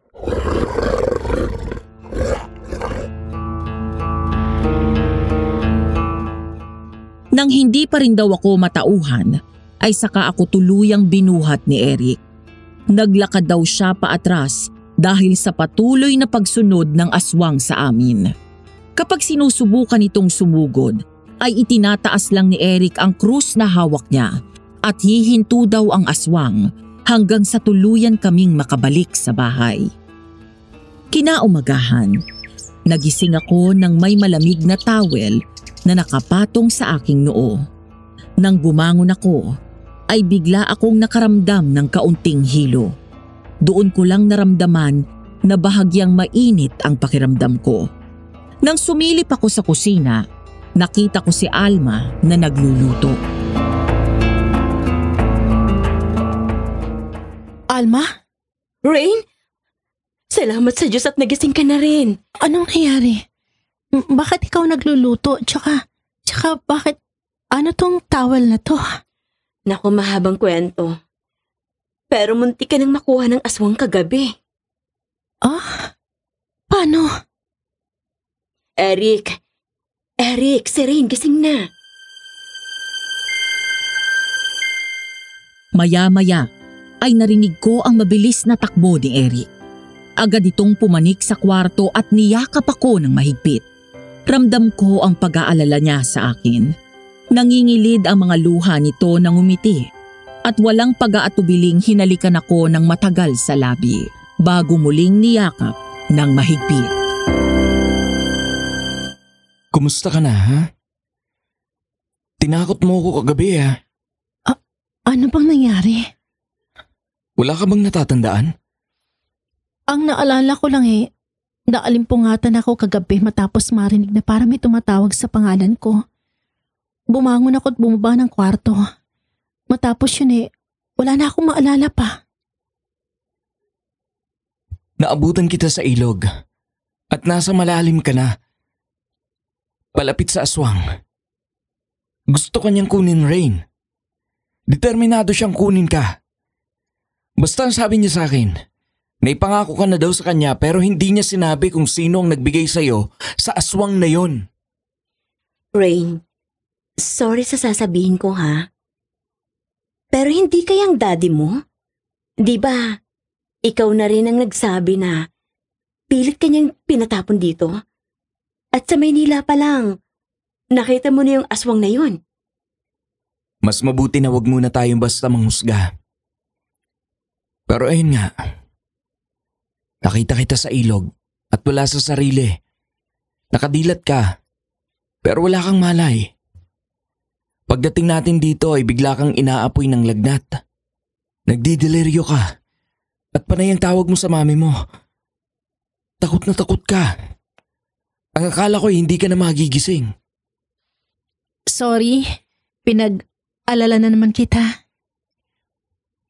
Huwag mo nang isipin yon. Ang mahalaga ay ligtas ka. Eric, may ibibigay pala ako sa'yo. Ano yun? Eto kunin mo. Kumunot ang noo ni Eric. Gayon din ako. Nang ilabas ni Alma ang isang nakabalot sa lumang tela. Nang buklatin yun ni Eric, ay nasa loob ang isang ancient double-edged dagger. Sa unang tingin pa lang ay halata ng antigo yun, ngunit maganda pa rin at mukhang matalim.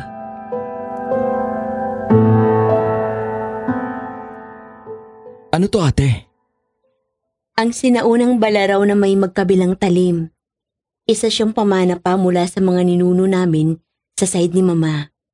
Ang sabi ng lola ko, mabisa daw yan na sandata laban sa aswang. Minsan na ikwento niya na nagamit na daw ng lolo ko ang balaraw na yan at pinatay ang isang aswang. At habang nasa bayan ako noong nakarang araw, nakapagtanong ako sa isa sa mga nakakatandang albularyo dito at nabanggit ko ang tungkol sa aswang. Galing daw sa lahi ng mga Aragas ang aswang na gustong kumuha kay Rain. Ang pagkakaiba lang, itong aswang na ito ay walang sungay. Ngunit sa laki ng pangangatawan, liksi at lakas ay pareho. Sabi niya, kung papatayin daw natin ang aswang, siguraduhin na tamaan ito sa puso, batok o sa mismong ulo para tuluyan itong mamatay.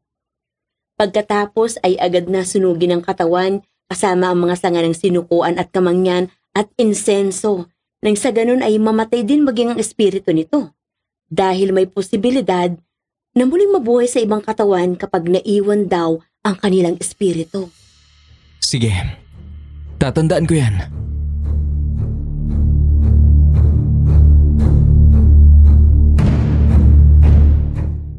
Isang gabi, habang wala si Eric at naiwan na naman akong mag-isa sa kubo, habang naghihintay sa kanyang pagbabalik, ay biglang dumating si Crisanto. Dahil maayos naman itong pumunta doon, Maayos ko rin siyang hinarap. Agad itong tumingin sa bahay na parang may hinahanap.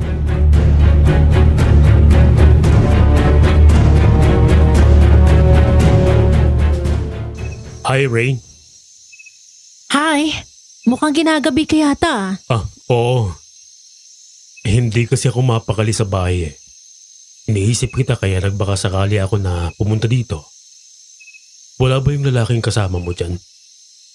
Si Eric. Wala siya, umalis. Pero baka pabalik din yun anytime. Bakit? Kasi Rain, may gusto sana akong sabihin sa'yo eh. Sige, ano yun? Pwede ba dito tayo sa labas mag-usap? Gusto ko sabihin sa'yo na malapit ka sa akin. Sige. Lumabas ako ng bakuran at lumapit dito. Saka ngumiti na humarap kay Crisanto. Napatingin ako sa kamay ko nang hawakan nito yun. Saka makailang beses huminga ng malalim. Habang ako naman sa mga sandaling yun, ay unti-unting umaahon ang matinding kaba.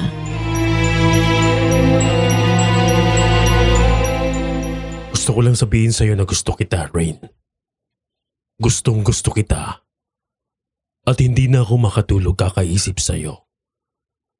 Alam ko na may relasyon kayo ng lalaking kasama mo dyan pero sana bigyan mo ako ng pagkakataon. Sumama ka sa akin. I'm sorry pero mahal ko si Eric at hindi ko siya maaaring iwan. Sabi ko na nga ba? At ganyan ang isasagot mo.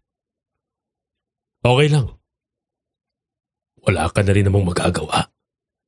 Dahil sasama ka sa akin sa ayaw at sa gusto mo. Ha? Anong sinasabi mo? Crisanto, ibaba mo ako! Saan mo ako dadalhin? Napasigaw ako ng malakas nang bigla akong buhatin ni Crisanto at isampay sa balikat nito. Nagpumiglas ako pero baliwala lahat yun sa lakas niya. Mabilis siyang tumakbo papasok ng kakahuyan papunta sa ilog.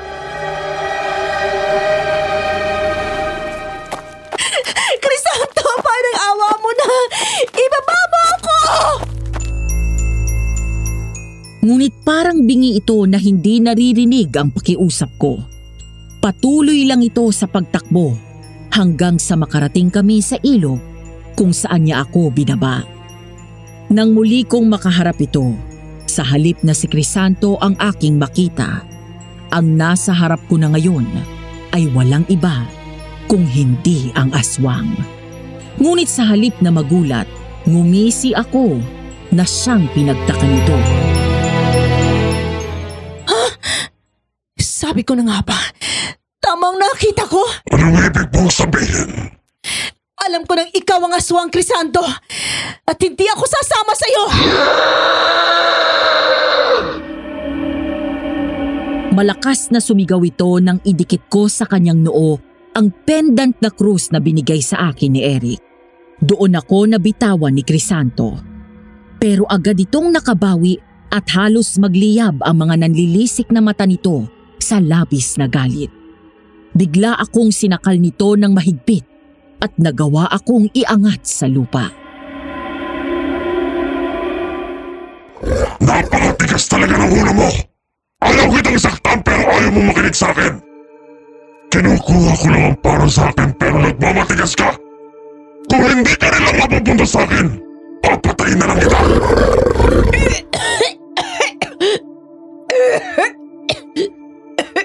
Rain! Sa kabila ng lagay ko sa mga sandaling yun, nakaramdam ako ng saya at pag-asa nang makita ko si Eric. Ngunit nagulat ako nang bigla akong ihagis ni Crisanto at gumulong ako sa damuhan. Mabilis akong sumagap ng hangin at umubo ng umubo.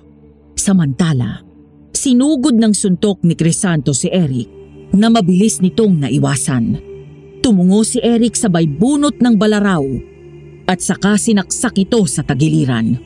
Umangil ng malakas ang aswang at agad nakabawi at nakalmot sa braso si Eric.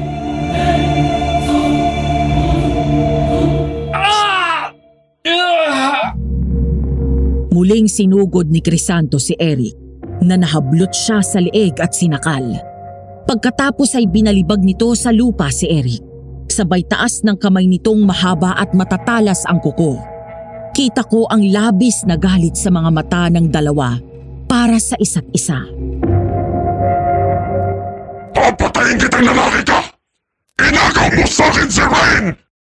Kahit patayin mo ko, hindi mo pa rin siya makukuha. Dahil ako ang mahal niya. Huwag mo siya sasaktan, Crisanto! Pakiusap, huwag! Kung ito na ang paraan para makuha kitang gagawin ko, papatayin ko ang lalaki ito! Kahit patayin mo siya, hindi mo pa rin ako makukuha dahil ako mismong papatay sa sarili ko! Mula sa likod ng suot kong pantalon ay binunot ko ang baril at tinapat ko sa sintido ko. Nakita ko ang biglang pagbabago ng reaksyon ng mukha ni Crisanto.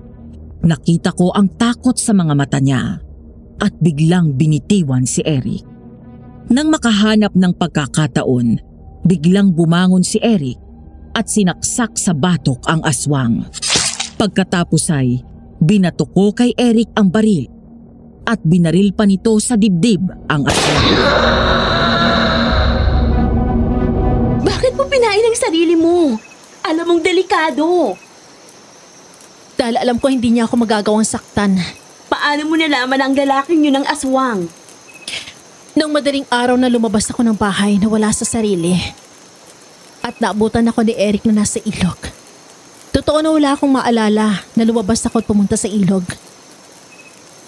Pero nang nasa tubig na ako, mga hanggang bewang ang lalim, doon ako natauhan at nakita ko na nasa gitna si Crisanto. Nakangisi habang nakatingin at naghihintay sa akin. Maya-maya, lumubog siya sa tubig. At pag-ahon niya, isa na siyang aswang. Kahit takot na takot ako, hindi pa rin ako nagpahalata. Pero sa isip ko, panayang dasal ko na sana'y dumating si Eric. Kung ganun, sino ang nakaisip ng ideya na to? Ako, ate.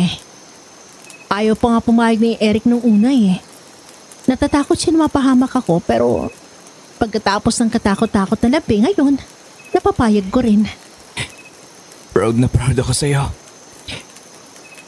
Kahit natatakot ka, nilabanan mo para maipagtanggol mo ang kalayaan mo. Kailangan eh. Kailangan matuto ako ipagtanggol ang sarili ko mula sa aswang at kahit sa sarili kong ama.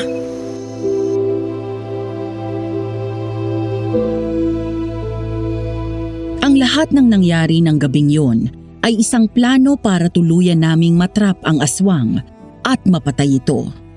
Habang pinapanood namin na nasusunog ang katawan ng aswang, naalala ko ang magiliw na binatang nakilala ko doon sa ilog. Si Crisanto. Nakaramdam ako ng panghihinayang kung sana'y nakilala ko siya bilang isang normal na tao. Alam ko na magiging mabuti kaming magkaibigan.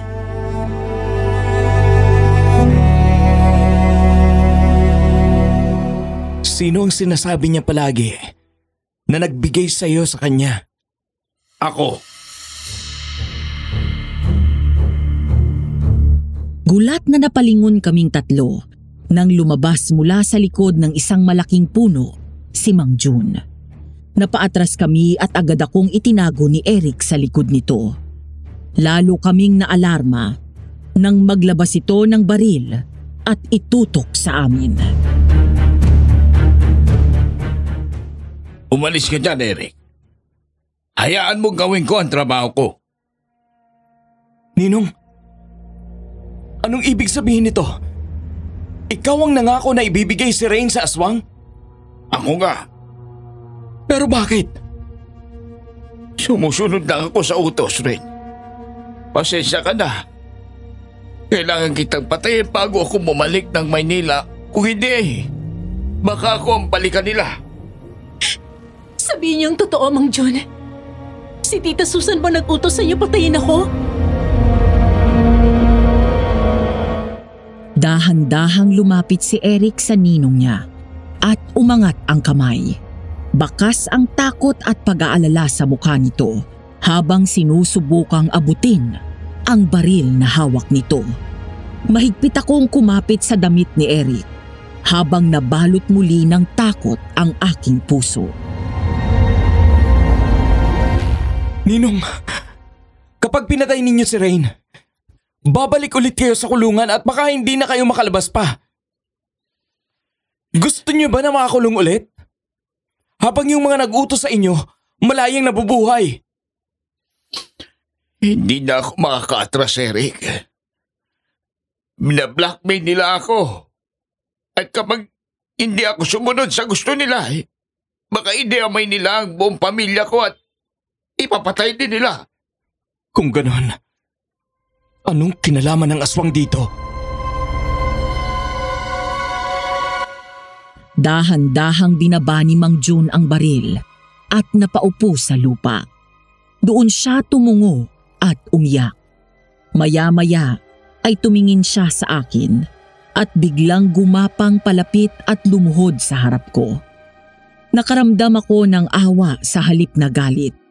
Kung tama ang hinala ko, hinding-hindi ko palalagpasin ang lahat ng ito.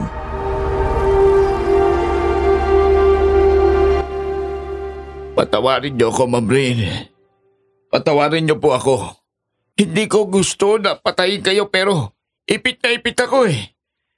Ang aswang na yon, malaki ang pagkakasala ko sa kanya. Bago ako makulong ay napatay ko ang nanay ni Crisanto. Hindi ko alam na may lahi silang aswang. Galit na galit si Crisanto sa akin at gustong-gusto niya akong patayin pero nagmakaawa ako. Hindi niya ako pinatay.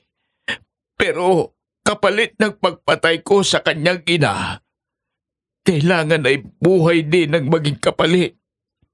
Hindi ko agad nagawa ang naipanghako ko dahil nakulong ako ng mahabang panahon.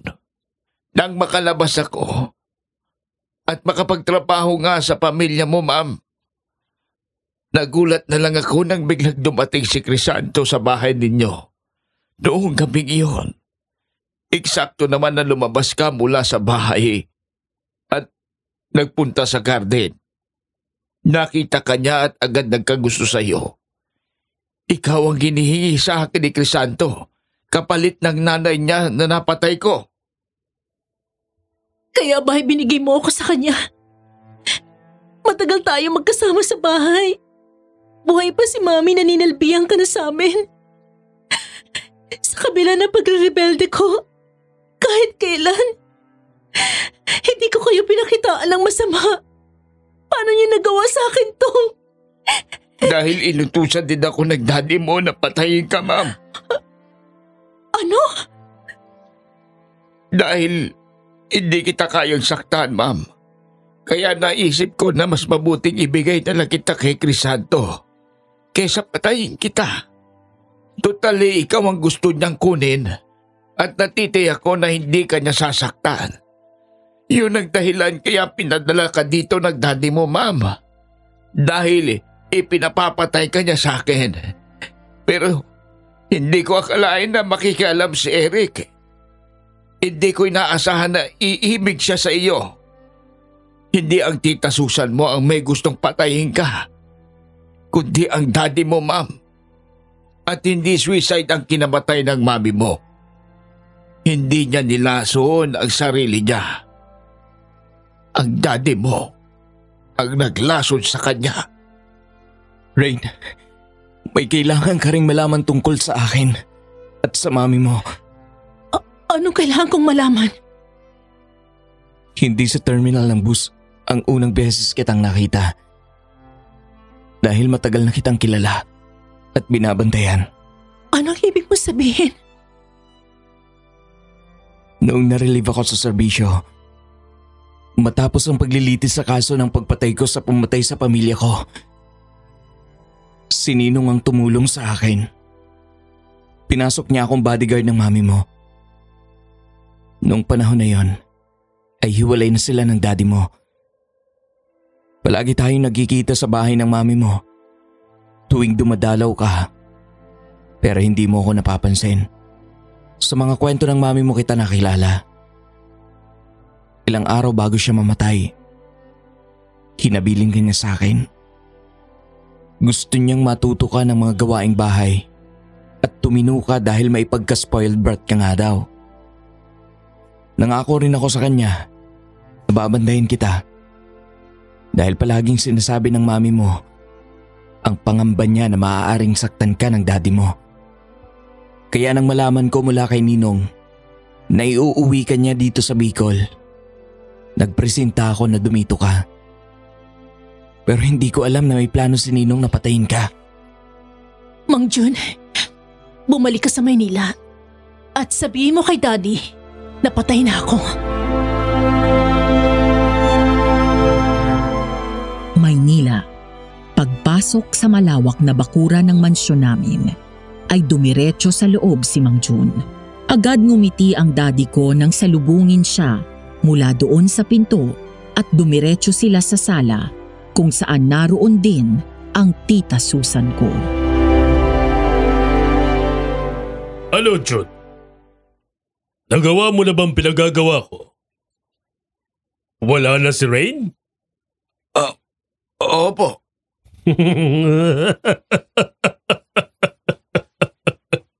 Mabuti kung ganun. Very good. Sa wakas, sa akin na mapupunta ang lahat ng kayamanan ni Melanie. Sir, dahil po ba sa pera, kaya pinapatay niyo sa akin si Ma'am Rain? May iba pa bang dahilan? Pero sir, anak niyo po si Ma'am Rain. Wala akong pakialam sa kanya. Ang pamilya ni Melanie ang dahilan kaya naging miserable ang buhay ko. Buka lang si Rain ng isang gabing pagkakamali. Pero pinilit ako ng mga magulang ni Melanie na pakasalan ng anak nila. Pinikot nila ako. Sa una pa lang ay wala na akong amor sa batang yon. Pinagpapasensyahan ko lang ang pagre-rebelde niya pero ngayon, wala na tayong problema. Napakawalang hiya mo talaga. Anak mo pa rin siya. Sarili mong dugo. Wala akong pakialam. Lalo ngayon at masusolo ko ng kayamanan ni Melanie. Mahal, mas yayaman na tayo ngayon. Hindi na kaya ng konsensya kong mga ginagawa mo. Kung alam ko lang na ganyan ka, hindi na sana kita pinatulan.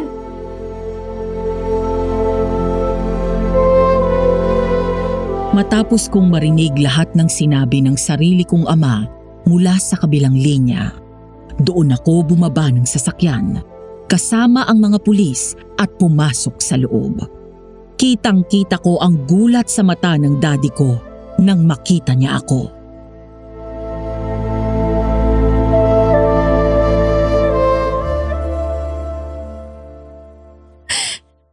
Pinalagpas ko ang kawalan mo ng pakialam sa akin. Kaya pala pinatapon mo ako sa Bicol dahil gusto mo akong ipapatay kay Mang Jun? Anong klaseng tao ka? Ayaw mo sa akin? Pues ayoko rin sa'yo.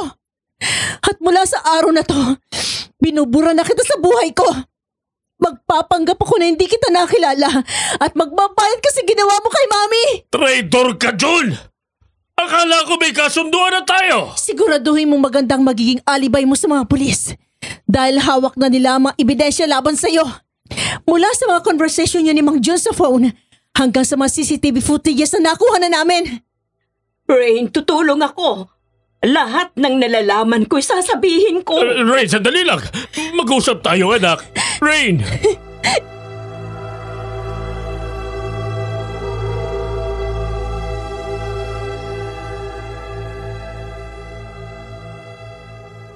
Napangiti ako nang bumaba mula sa sasakyan at salubungin ang pamilyar na ganda ng tanawin. Sa kabila ng hindi maganda at nakakatakot na karanasan ko sa lugar na yon, ay naging malapit na ang puso ko doon. Bukod sa ganda ng paligid, isa lang naman ang dahilan ng pagbabalik ko matapos ang 3 buwan.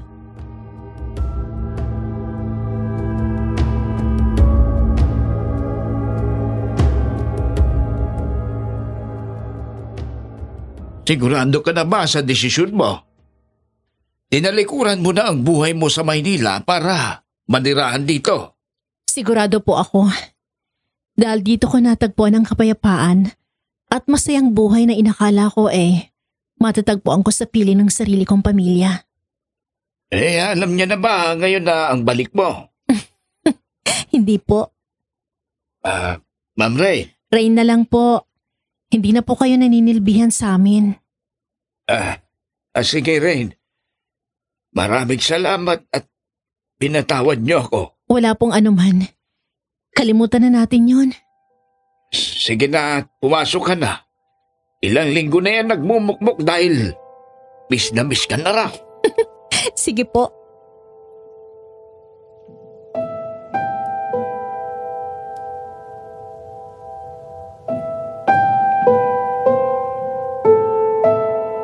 Napangiti ako nang maya-maya ay dumating si Alma, karga si Baby Erica. Excited akong pumasok sa bakuran habang hila ang 2 malaking luggage ko. Mula doon ay naririnig ko na may kumikilos sa loob ng bahay. 3 buwan din akong nanatili sa Maynila. Bukod sa inasikaso ko ang pagsasampa ng kaso sa daddy ko, nagbenta din ako ng ilang properties namin sa Maynila at nag-turnover ng kumpanya sa pinsan ko na pinagkakatiwalaan ko. Matapos yon, ay saka pa lang ako nakabalik dito.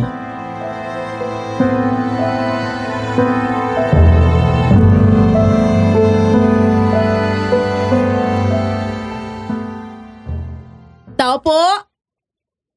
Tao po! Sino Rain?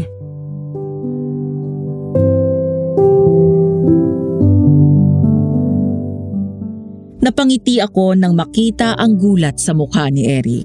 Halos hindi ito kumukurap habang dahan-dahang lumalapit sa akin. Iniwan ko ang dala kong maleta at sinalubong si Eric. Pagkatapos ay ngumiti ako.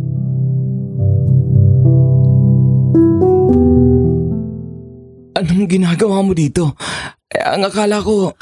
Umuuwi. Sa'yo. Ang ibig mong sabihin... Oo, Eric. Mula ngayon ito ng bahay ko. At ikaw ng tahanan na uuwian ko. Dito na ako maninirahan. Iniwan ko ng buhay ko sa Maynila. Talaga? Hindi ka ba nagbibiro? Hindi. Hindi mo na ako iiwan ulit? Hindi naman kita iniwan eh. Pumunta lang ako ng Maynila dahil marami ako inasikaso. Sa akin ka na? Habang buhay? Oo, habang buhay. Kahit nakubo lang ang bahay natin? Mas gusto kong sa kubo tumira basta kasama ka. Kahit walang washing machine? Bibili na tayo. Kahit na panggatong ang nilulutuan mo? I don't care, Eric.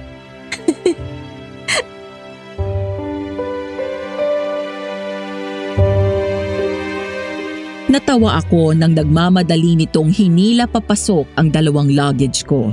Pagkatapos ay tumakbo ito palabas at binalikan ako. Saka ako binuhat at sinampay sa balikat nito. Napalingon pa si Eric nang marinig ang malakas na tawa ni Mang Jun at Alma.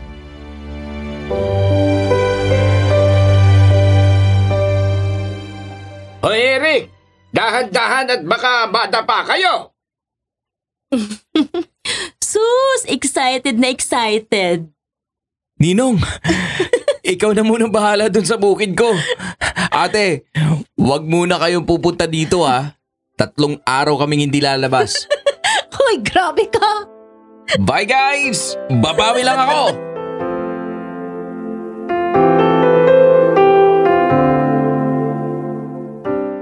Noong unang araw na dumating ako doon sa Bicol, inakala ko na parusa ang naghihintay sa akin. Nagpaanak sa jeep, pinagluto, pinaglaba, humiga sa papag at ilang beses muntik makidnap at mapatay ng aswang. Hindi ko inakala na ang lahat ng yun ay magdadala pala sa akin sa isang pag-ibig na hindi ko inaasahan na darating pa. Kasalukuyan nang nakakulong ang daddy ko dahil sa pagpatay niya kay Mami. at sa ilang ulit niyang pagtatangka sa buhay ko. Kami naman ni Eric ay naninirahan pa rin dito sa Bicol. Kinasal na kami at may 3 malulusog na anak. Lumaki na ang lupa namin at nakapagpatayo na rin kami ng mas maayos na konkretong bahay. Minsan, sa tuwing iniisip ko ang mga nangyari, hindi ko maiwasan na makaramdam ng lungkot. Pero wala na akong magagawa at nakalipas na yon. Kaya naman nangako ako sa sarili ko na bubusugin ko ng pagmamahal ang mga anak ko na hindi ko naranasan mula sa sarili kong ama. Ano kaya ang masasabi ng mga tagapakinig natin sa kwento ko, Madam Venus? Mayroon din kaya silang karanasan na gaya ng sa akin? Sa aswang man o problema na pangpamilya? Sana ay may natutunan kayo sa aking kwento. Hanggang dito na lamang. Nagmamahal, Rain.